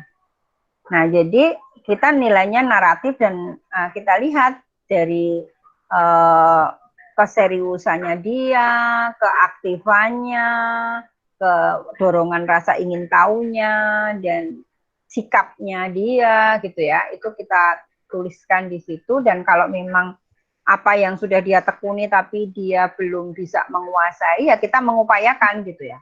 Nah, ini kita evaluasi lagi, kamu nggak jalannya itu karena kamu malas, atau karena kamu nggak menemukan narasumber, atau kalau kamu tidak ada dukungan dari orang tua. Nah, itu kita lakukan bersama-sama. Dan ini kan naik tingkatnya ya kita selalu naik, tapi dalam penilaiannya kita tidak ada ulangan, tetapi presentasi. Jadi mereka mempresentasikan apa yang sudah mereka lakukan. Bisa dalam bentuk tulisan, bisa workshop, ya, dia juga bisa bikin vlog, bikin video seperti itu. Nah, ini kita dari situ kita bisa menilai mereka paham betul apa enggak, mereka melakukan enggak. Nah, pakai yang daur belajar dari perencanaan, kemudian dia melakukan apa, analisanya seperti apa, dan kemudian dia bisa mengambil kesimpulan apa. Nah, itu yang kita pakai gitu ya. Ini tapi kalau ini untuk yang anak-anak yang udah SD, tapi kalau yang TA, PAUD ini ya kita lebih ke kesiapan mental gitu ya, kesiapan sampai nanti dia masuk ke SD kayak gitu. Iya. Oke Bu. Terus ini ada lagi pertanyaan kembali ke waktu Salam dimulai tahun 2000 dari Mas Yusto. Mas Yusto ini menanyakan, berarti angkatan pertama Salam sudah dewasa sekarang. Bagaimana bisa diceritakan bagaimana angkatan pertama itu menjadi kader Salam selanjutnya, Bu? Pertanyaan dari Mas Yusto. Ya. Jadi ada beberapa ya. Jadi yang kita lihat, mungkin bisa juga dilihat di webnya Salam gitu ya, karena juga ada ditulis di situ. Kita ngikutin juga ya anak-anak yang dari sini. Waktu itu kan kami belum punya SMP, kemudian yang di SMP formal. Nah, ternyata yang di SMP formal itu baik yang di negeri maupun di swasta yang bermutu itu justru yang ranking 1, padahal di Salam nggak pernah ada ranking ya. Nah, itu yang ranking 1, 2, 3 itu dari Salam gitu. Nah, kemudian SMA, SMK itu juga anak-anak yang berprestasi. Dan sekarang juga ada yang kuliah, ada yang mereka bekerja gitu ya. Ada yang kuliah di ISI Solo sama di ISI Jogja. Ya, karena memang di Salam ini kan 50% lebih yaitu dari seniman ya. Jadi ketertarikan menjadi yang seni-seni kayak gitu memang kuat gitu ya. Jadi kebetulan yang kuliah itu di kuliah di ISI Solo sama di ISI Jogja. Kemudian ada juga yang mereka sudah bikin lapangan kerja sendiri gitu ya. Jadi ada yang batik gitu, dia waktu itu risetnya batik dan dia dilanjutkan. Sekarang dia udah bisa ngasih workshop bahkan untuk turis-turis ya. Dia punya kelas-kelas batik dan dia juga punya butik gitu untuk batik. Kemudian ada juga yang grafis ya, dia di grafis waktu kelas 11 itu dia magang di sebuah perusahaan gitu ya, di PT. Nah akhirnya tuh dia nggak boleh resign gitu loh, karena kan magangnya sebenarnya hanya 3 bulan. Tapi sama yang punya ini diminta lanjut bekerja di sana. Saya bilang, wah ini memang udah bisa. Dia udah punya KTP bukan udah 17 tahun gitu ya, jadi udah boleh bekerja gitu.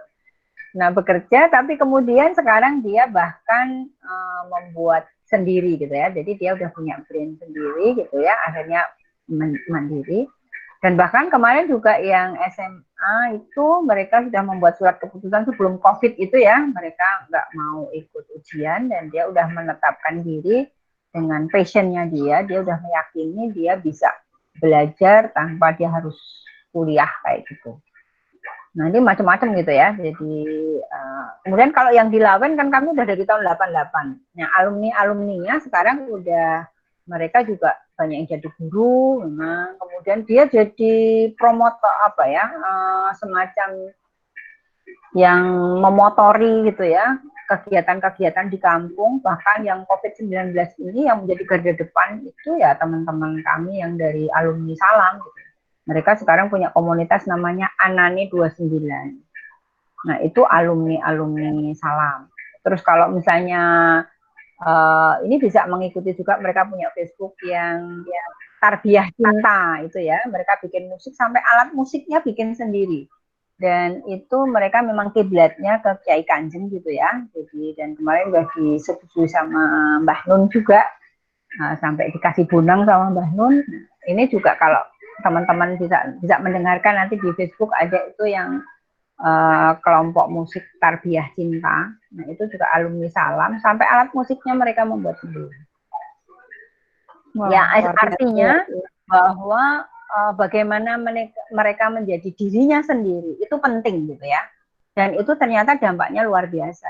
Jadi mentalnya bukan mental buruh gitu ya. Jadi lulus tidak menenteng-nenteng ijazah untuk melamar gitu. Tapi sejak dia sekolah sejak kecil itu dia udah ngerti aku mau ngapain gitu ya. Nah, sebenarnya COVID-19 ini sangat luar biasa gitu ya. Ada yang komunitas ini hidup gitu. Baik orang tua, anak semua bisa berkolaborasi dan kita bisa melakukan banyak hal gitu. Bahkan kita sampai sekarang bikin nasi kotak itu bisa sampai ratusan gitu ya. Dan ini juga mengumpulkan sembako dan mereka itu dari mereka misalnya bikin kaos, hasilnya juga untuk itu. Terus kemudian mereka desain grafis itu membuatkan poster-poster, membuatkan itu untuk promo gitu ya, dan gratis gitu ya, dia membuatkan desain grafis untuk gratis. Dan itu saya sangat apresiasi banget itu loh. Saya nggak membayangkan sampai mereka tuh kepeduliannya terhadap orang lain sampai sebegitu besarnya gitu. Nah ini COVID-19 ini bagi kami ini anugerah gitu loh. Ini memang dikirim oleh Tuhan untuk ya kita jadi paham gitu sebetulnya pendidikan itu seperti apa sih gitu loh. Hidup urip bebrayan iki sing kaya ngopo. Nah, ini sebetulnya apa ya? Dan pilihan-pilihan kami kebetulan pangan, kesehatan, lingkungan hidup, sosial, budaya gitu. Ada yang mereka kemarin bikin hand sanitizer yang organik dibagi-bagikan. Kemudian mereka sudah juga menanam. Jadi sekarang ini juga bisa memetik sayur dari kebun sendiri gitu ya. Kalau ketika kita di rumah juga masih survive seperti itu. Nah ini ya kami udah sedikit banyak melihat gitu hasil dari pendidikan yang memang lebih fokusnya ke anak dan orang tua ini juga ikut terlibat. Jadi kita memang membentuk komunitas belajar. Itu penting sekali. Iya. Nah, saya boleh mengaku sebagai lulusan salam juga nggak, Bu? Iya. Nah, Ya kan kita berproses sama ya. Iya, salam itu bukan hanya mengajar anak-anak soalnya. Semua yang pernah berinteraksi dengan salam itu terdampak oleh pembelajaran yang dilakukan oleh salam, gitu. Gimana ya? Di sini juga ada Mbak Wiwi. Mbak Wiwi boleh ikutan sharing nggak? Halo Mbak Wiwi. Halo. Nah, Mbak Masa Wiwi. Mbak Wiwi kita dulu berkebun juga nih sama Wiwi. Ini saya Halo. juga cerita. Halo Mbak Wiwi. Mbak Apa Wiwi mendengar saya? Iya. Saya ikut karena kangen dengan Mbak Wahya dan Mbak Retno.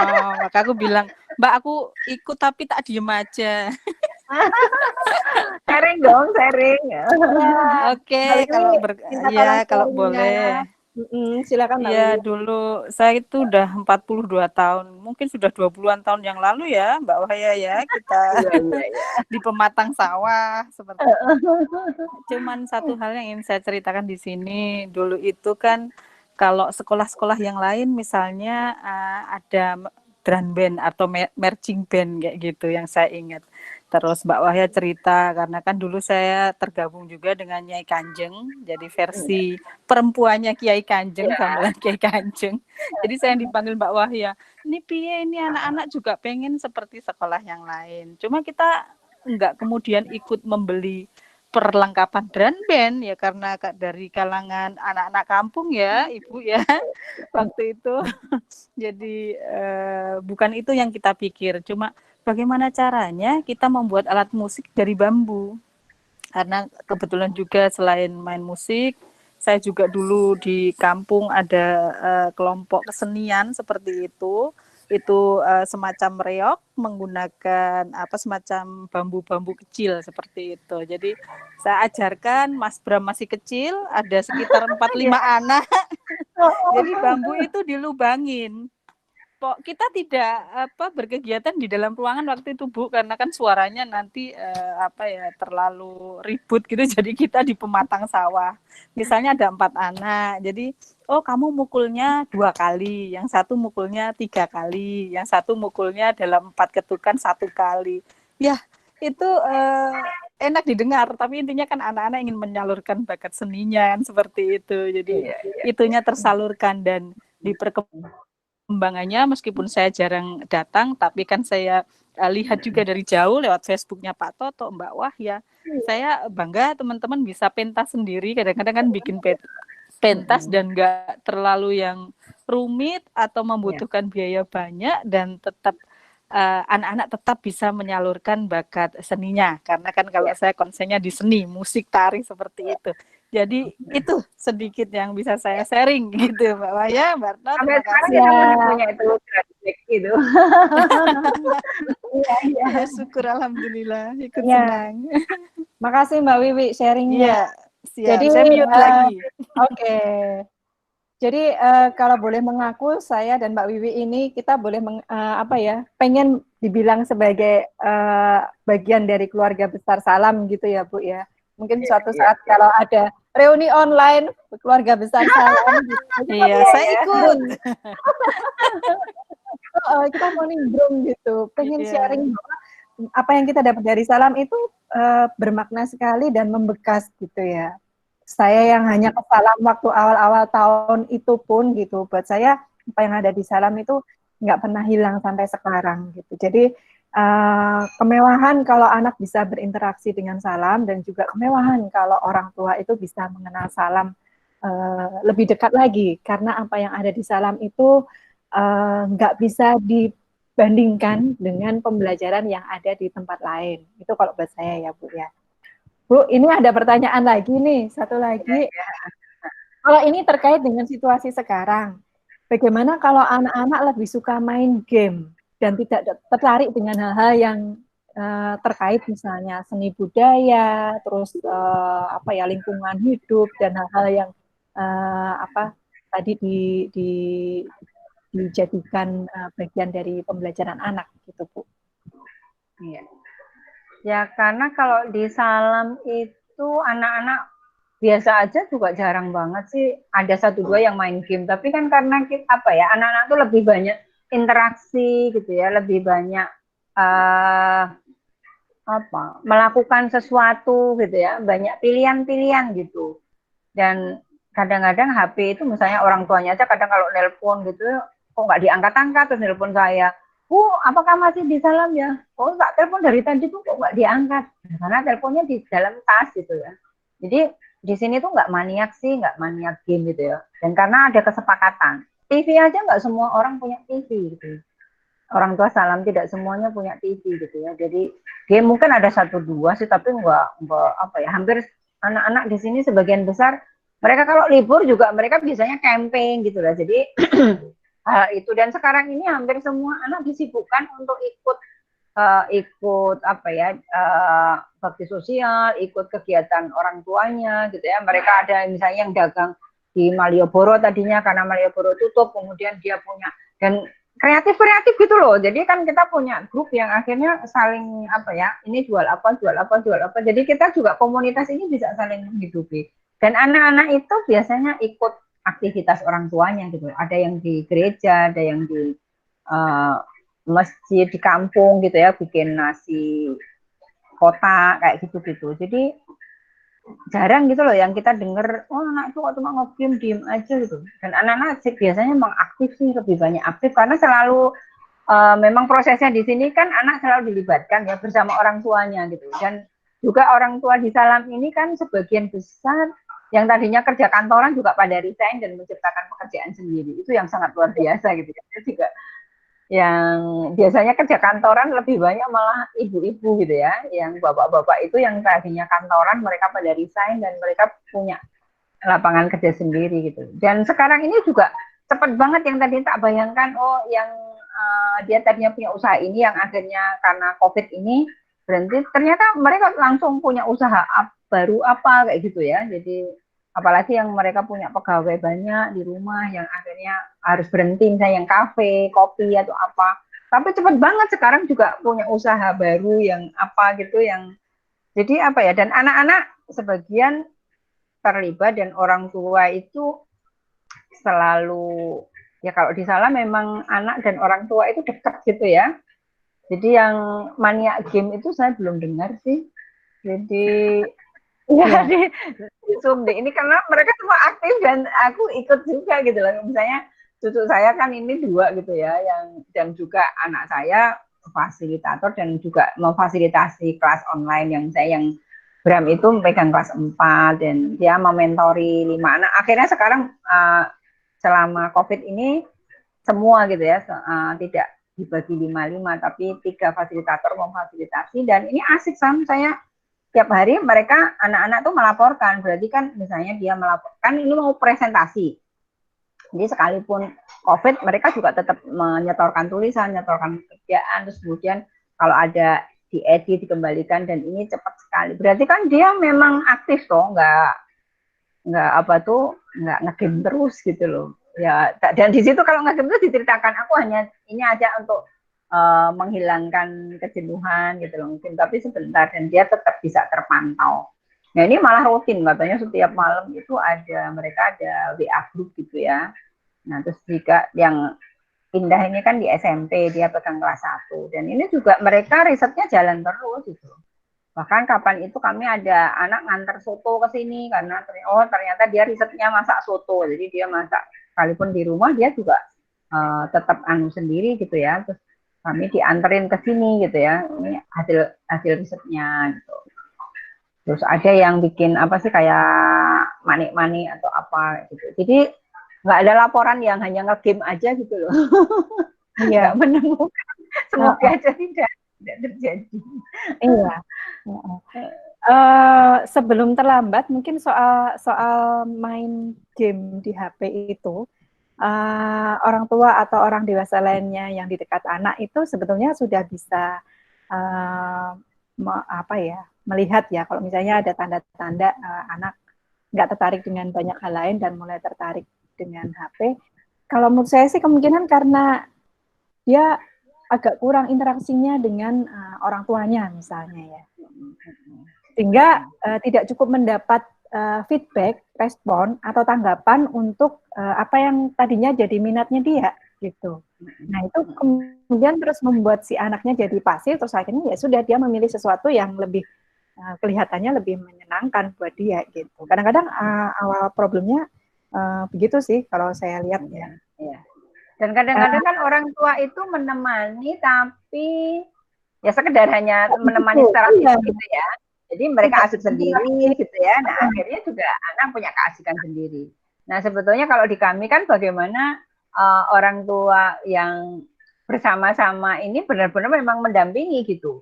Makanya kalau kami libur itu mesti langsung ada camping di mana mereka apa ya, dan anak-anak itu udah terbiasa gitu. Jadi mainnya bukan game tapi mereka ada tantangan gitu loh. Pergi ke gunung mana, pergi ke pantai mana, terus mereka camping. Dan di sini tuh hampir semua keluarga seneng gitu loh. Jadi hampir semua orang punya ini peralatan untuk kemah gitu loh. Jadi selama kemarin tuh kalau libur itu mereka nggak libur di rumah gitu loh, mereka liburnya di Kali Kuning, mereka di gunung apa kayak gitu. Dan berapa keluarga dan anak-anak juga akhirnya punya aktivitas yang mereka masak, mereka petualang dari apa kayak gitu loh. Jadi memang wong TV aja jarang yang punya kok keluarga Salam itu. Punya TV itu karena sekarang COVID ini hanya untuk ngikutin apa berita aja gitu. Tapi ya lebih banyak. Saya juga nggak pernah tuh nonton TV. Jadi saya juga nggak punya TV Bu. TV saya masih yang jadul dan mati, dan saya biarkan mati untuk anak-anak suka. Jadi kita nggak pernah nonton TV juga. Gitu. Iya. Teman-teman masih ada pertanyaan lagi nggak? Ini ternyata udah mulai jam 12 Bu, nggak terasa udah. Iya. 2 jam ya. Yang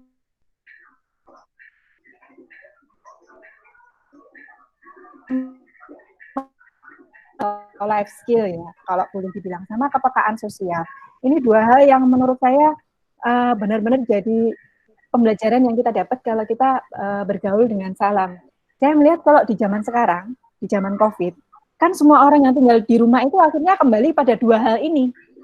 Semua orang akhirnya dapat berkah untuk melihat untuk menumbuhkan kepekaan sosialnya. Saya bilang berkah ya, gitu. Karena orang mau nggak mau dipaksa untuk peduli dengan masalah sosial yang ada di sekitarnya, gitu. Jadi 2 hal itu, kepekaan sosialnya jadi muncul. Padahal ini kalau di Salam dari dulu ya itu yang selalu jadi buat saya jadi warisan gitu ya, warisan yang kemudian tercipta ketika anak-anak berproses dan keluar dari Salam. Terus soal kecakapan hidup. Sekarang orang kalau di rumah itu yang di-upload di Facebook kan dia masak, dia jahit daster, dia ngecat rumah, atau dia berkebun, dia nanam cabai gitu. Wah, nanam cabai aja jadi kayak sesuatu yang istimewa gitu loh. Nah ini juga saya tuh melihatnya, oh gila ya, ternyata hal yang sifatnya kecakapan hidup atau life skill atau kemampuan-kemampuan dasar untuk bertahan hidup itu akhirnya yang membuat orang bisa menemukan kembali apa yang dia bisa lakukan di rumah gitu loh, di kesehariannya, tanpa itu harus diajari gitu. Nah, saya melihat gimana ya kalau anak-anak zaman sekarang nggak pernah belajar tentang kecakapan hidup di sekolah-sekolah formal. Saya nggak bisa membayangkan kalau mereka terus kemudian hanya berinteraksi dengan laptop dan hanya dengan HP gitu. Saya benar-benar nggak bisa membayangkan anak-anak ini terus kegiatannya apa ya kalau mereka nggak pernah kenal yang namanya masak, nggak pernah kenal yang namanya nandur, nggak pernah kenal yang namanya melihat hewan langsung gitu, melihat hewan hanya dari YouTube atau dari film, itu kan ngeri ya kalau buat saya ya Bu ya. Saya nggak tahu nih gimana tanggapannya Bu ya kalau untuk anak-anak yang memang dia kemudian karena situasi, kondisi, karena zaman, karena perubahan, dia berjarak dengan keseharian itu Bu. Ya itu yang yang membedakan, yang itu tadi yang saya katakan bahwa belajar itu identik dengan membaca buku, menghafalkan rumus-rumus, mengerjakan soal-soal. Jadi seolah-olah belajar itu tidak ada kaitan langsung dengan kehidupan yang real. Nah itu mau mengerikan. Jadi saya pernah saya ngambil anak desa gitu, tak sekolahkan di sini. Jadi dia SMP itu juara gitu ya, karena terus orang tuanya nggak mampu, akhirnya karena orang tua meminta, dan saya juga ini katanya anak yang pintar, dia kan masih harus punya kesempatan sekolah, saya ajak ke Jogja, kemudian saya sekolahkan di sini. Nah dia SMP loh ya, sudah SMP, tak suruh bikin nasi, itu bisa-bisanya loh nasi itu pakai magicom itu nggak dikasih air gitu loh. Terus saya panggil, kenapa sih kamu kok bikin nasi nggak pakai air? Hah, itu mama itu kalau bikin juga nggak pakai kok Bu, katanya. Masa sih, coba gimana kalau mama mau bikin, kan mamanya bikin pakai soblok itu ya, bukan pakai rice cooker. Nah dia lihat itu kan cuma berasnya dituang, tapi dia kan nggak lihat di bawahnya ada air, saya bilang gitu. Terus kamu tuh SMP loh ya, kamu bisa nggak kira-kira kalau sesuatu yang ini kering, kemudian kamu kasih api gitu ya, terus apa jadinya gitu. Nah saya kan nggak bisa membayangkan itu SMP, udah lulus SMP, juara, itu bikin nasi aja nggak tahu gitu. Nah padahal saya waktu kecil itu, oh bikin nasi itu sampai misalnya, oh ini gampangnya aja, ini air sama berasnya itu 2 ruas jari gitu. Nah kalau sekarang kan sebetulnya anak-anak juga waktu itu di sini sampai SD itu juga mereka diajarin gitu ya, sampai bikin nasi apa. Jadi oh 2 ruas itu seberapa sih, coba kalau diukur pakai takaran gitu ya. Kalau ketika belum tahu takarannya ya udah 2 ruas ini. Nah ternyata oh 2 ruas itu berarti kalau misalnya berasnya sama airnya ternyata perbandingannya 1:2. Nah berarti kalau 1 takar beras itu airnya 2 takar. Nah yang kayak gitu-gitu yang paling sederhana saja kalau memang itu tuh nggak dilakukan gitu. Nah di kami kan kayak gitu diproses ya. Jadi bagaimana apa yang kamu lakukan. Makanya kelas 1 aja sekarang ini dia risetnya tentang makanan pokok selain nasi. Dan itu mereka praktekkan loh. Dan anak-anak ini jadi terbiasa karena makan itu tidak tergantung nasi. Dan itu kalau Zoom kan mereka seminggu 2 kali ya, kalau Selasa sama Jumat. Saya itu mendengar riuhnya mereka bercerita gitu ya. Jadi, oh aku hari ini makan kentang loh, aku hari ini makan tiwul, oh tiwul digoreng misalnya ada juga. Aku makannya nasi merah sama putih gitu. Terus aku makan itu sorghum, sampai sorghum aja kan orang dewasa aja mungkin udah nggak ngerti sorghum itu apa. Gitu. Nah itu kita kenalkan gitu. Terus mereka bikin mie tapi tanpa terigu, karena terigu nggak bisa ditanam di Indonesia. Ini pakai mie mocha gitu ya. Nah terus mocha, dia jadi kenal yang kayak gitu-gitu. Nah ini jadi keterampilan hidup, karena memang belajar tadi terkait erat dengan kehidupan yang real gitu. Sehingga ngerti, sampai anak kelas 4 itu ya, itu udah riset bikin sampo, karena di kalen-kalen itu kan banyak tumbuhan orang aring.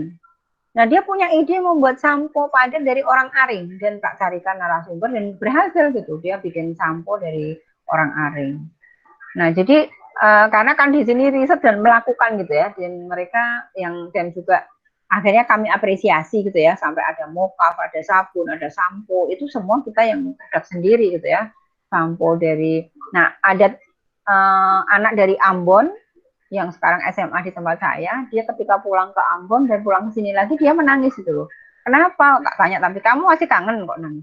Enggak, saya itu kan banyak kakak kelas yang udah sarjana, ketika pulang ke Ambon mereka jadi pengangguran. Sementara di sana itu banyak potensi, ada kopra, ada rempah-rempah. Dan di Salam ini kan basic untuk membuat sabun itu dari minyak kelapa, kemudian dari rempah-rempah. Nah itu di Ambon itu sangat melimpah. Kenapa nggak ada gitu loh yang ini? Ketergantungan mereka tetap terhadap pabrik. Nah sementara di sini bisa. Akhirnya dia bilang, kenapa ya orang kalau udah sekolah kok jadi jauh dari kampungnya sendiri? Dia nggak ngerti potensi daerahnya dan nggak tahu apa yang harus dilakukan. Nah kami sebenarnya dengan Salam ini bagaimana supaya orang ini tidak hilang kebijakan kearifan lokal gitu ya. Dan sekarang misalnya dengan COVID-19 ini kan sebetulnya bagaimana badan kita kuat, dan sekarang jamu sudah tidak lagi jadi yang yang nomor 2, tapi sekarang orang jadi berburu itu gitu. Padahal sementara kita udah punya dari dulu. Mahal, Bu. Dan kita di sini udah terbiasa gitu loh. Saya udah anak-anak juga udah biasa gitu. Bahkan ada yang anak SMP itu risetnya tentang obat batuk herbal gitu. Nah ini kan udah keseharian, dan Dengan riset itu kan karena mereka melakukan, bukan hanya menghafalkan ya, bukan hanya dari buku, karena dia memang harus melakukan sesuatu. Seperti yang riset cacing tadi kan dia juga harus tahu tentang cacing, dia juga mau melihara cacing, dia harus megang, harus apa. Jadi punya pengalaman gitu. Iya. Dan itu yang untuk bekal hidupnya. Saya yakin anak-anaknya hidup. Sebenarnya kan pendidikan itu bagaimana kita bisa yang tadi toh tujuannya itu mengoptimalkan potensi kita dan kita bisa hidup bahagia, kita selamat, kita bisa memanfaatkan pengetahuan kita gitu. Nah, sementara kalau yang kita mungkin hafal jadi ahli matematik apa tuh pinter dari tadi juara kelas, ya dia masa aja nggak bisa gitu. Dia kalau nggak ada orang dia nggak bisa survive gitu. Nah, jadi kalau misalnya kayak teknologi ini kan sebenarnya temporer aja gitu ya. Iya. Tapi yang bagaimana sih semua orang itu bisa tahan menghadapi segala situasi? Harusnya kan itu ya, pembentukan watak sehingga kita tidak mudah putus asa, tidak suka menyalahkan orang lain, menyalahkan situasi, tetapi kita mampu menghadapi dalam situasi apapun. Sebenarnya tujuan pendidikan kan itu ya. Jadi kita punya kemampuan, punya mental, punya watak yang tangguh gitu. Tidak kemudian putus asa, wah ini malah petaka, kita harus apa-apa dari rumah. Ya padahal sebenarnya rumah itu memang sumber belajar gitu ya, dan rumah itulah maksudnya kita menjadi sebuah kerinduan ya, kita bisa pulang ke rumah, bisa berinteraksi dengan anak istri, nah ini kan suatu berkah yang luar biasa. Dan kita tetap bisa survive gitu. Iya, betul sekali Bu Aya. Saya setuju sekali yang terakhir itu, rumah adalah rumah yang menghidupi kita. Jadi kita nggak perlu khawatir dengan situasi yang sekarang terjadi. Bukan hanya kita bisa memaksimalkan potensi diri kita sendiri, tapi juga bisa memaksimalkan potensi yang ada di sekitar kita. Mungkin ini saatnya menggali ya Bu ya. Justru kita di rumah kita bisa melihat apa yang ada di sekitar kita. Dan saya sih juga percaya bahwa kita bisa hidup dengan apa yang ada di sekitar kita kalau kita betul-betul berpijak dengan bumi di mana tempat kita ditinggal, tempat kita tinggal gitu. Dan sebetulnya kayak keseimbangan itu penting ya. Jadi sebetulnya ini kan malapetaka bagi kita, tetapi kan bagi bumi ini kan adalah bumi sedang memperbaiki diri gitu ya. Dan pada akhirnya juga untuk kebutuhan manusia juga. Gitu. Dengan COVID-19 kan orang Jakarta bisa melihat langit biru gitu ya. Iya. Yang sebelumnya mungkin nggak bisa kan melihat langit biru. Betul. Iya, kemacetan bisa diurai. Oh, ini luar biasa sebenarnya COVID-19 ini. Jogja kayak Jogja 20 tahun lalu ya, Bu. Iya. Oke. Nah, Bu Aya, ini sebetulnya menarik sekali. Teman-teman, apakah masih ada yang pengen ditanyakan? Mungkin kita masih punya waktu 1-2 menit ke depan. Kalau ada, silakan. Apakah masih ada yang ingin ditanyakan atau disampaikan tanggapan atau komentarnya? Kalau tidak ada, karena kita sudah 2 jam lebih, mungkin teman-teman juga mau menjalankan ibadah siang. Oh, masih ada ini dari Mas Syamsul Huda. Salam itu bentuknya PKBM. Iya, jadi salam itu PKBM ya, karena memang dengan kami membuat kurikulum sendiri, dengan kami tidak dengan mata pelajaran, nggak mungkin kami masuk ke formal gitu ya. Dan kami mengambil kasta yang paling rendah itu PKBM, jadi ujian kesetaraan. Tapi toh itu juga tidak masalah juga sih, karena juga dari PKBM juga anak bisa kuliah, bisa mandiri. Ya kami pakai PKBM. Oke. Yang lain, apakah ada pertanyaan? Tetap ada mapel UN. Itu hanya kita siasati hanya 1 semester ya. Jadi kalau yang untuk yang kelas 6, kelas 9, kelas 12. Dan itu pun kita kasih kebebasan. Misalnya kelas 12 yang kayak tadi. Jadi mereka ada yang memang mereka pengen kuliah atau mereka mau melanjutkan apa yang sudah dia temukan. Nah, ini beda. Jadi ada yang kemarin kalau yang udah kelas 6, 9, 12 itu kan riset soal gitu ya. Untuk menghadapi UN. Tapi kan karena juga sekarang UN udah dihilangkan gitu ya. Nah, itu sebetulnya kami memberi kebebasan gitu ya. Dan tidak semua anak Salam mau ikut ujian sih. Itu sudah dari dulu seperti itu. Dan mereka juga bisa membuktikan untuk apa sih kami harus negara ikut menentukan hidup saya gitu ya. Jadi mereka kemarin kan ada juga yang anak sebelum COVID, sebelum ya yang bisa meniadakan UN kan COVID ya. Sebenarnya dulu MA sudah meluluskan UN dibubarkan, tapi toh tetap ada. Tapi dengan COVID mereka nggak berdaya gitu ya, mau nggak mau akhirnya UN dihilangkan. Dan katanya sudah tidak akan ada lagi. Gitu. Iya. Ya. Ya itu berkah juga itu. Saya kira memang akan ada banyak perubahan ya, terutama di tingkat kesadaran orang bahwa pendidikan itu memang perlu berubah karena mungkin zaman juga membutuhkan perubahan dan pendidikan jadi hal yang sekarang membuka kesadaran orang untuk berubah dengan sendirinya, untuk mulai aktif dan mencari juga solusi untuk masalah-masalah yang dihadapi. Dengan anak-anak berada di rumah, orang tua juga akhirnya mau nggak mau dibawa ke kesadaran untuk melihat langsung anak-anakku itu selama ini belajarnya seperti apa. Dulunya mereka selalu pasrah bongkoan sama sekolah, mereka bahkan seperti nyetor kayak anak ke sekolah, kemudian ditinggal kerja dan sebagainya, dan habis itu pulang udah capek dan nggak ngerti anaknya belajar apa. Sekarang mau nggak mau orang tua kayak dipaksa untuk tidak hanya terlibat, tapi juga ya dia menjadi bagian yang nggak bisa lepas gitu dari pembelajaran anaknya. Dan saya senang itu. Lepas dari orang tua mengeluh, orang tua merasa terbebani, orang tua merasa lebih capek dari guru dan sebagainya gitu. Saya orang yang paling bersyukur bahwa kemudian akhirnya banyak orang tua mau nggak mau dipaksa oleh keadaan untuk berubah gitu Bu. Iya. Ya. Kemarin sih sebenarnya waktu diskusi dengan Dirjen,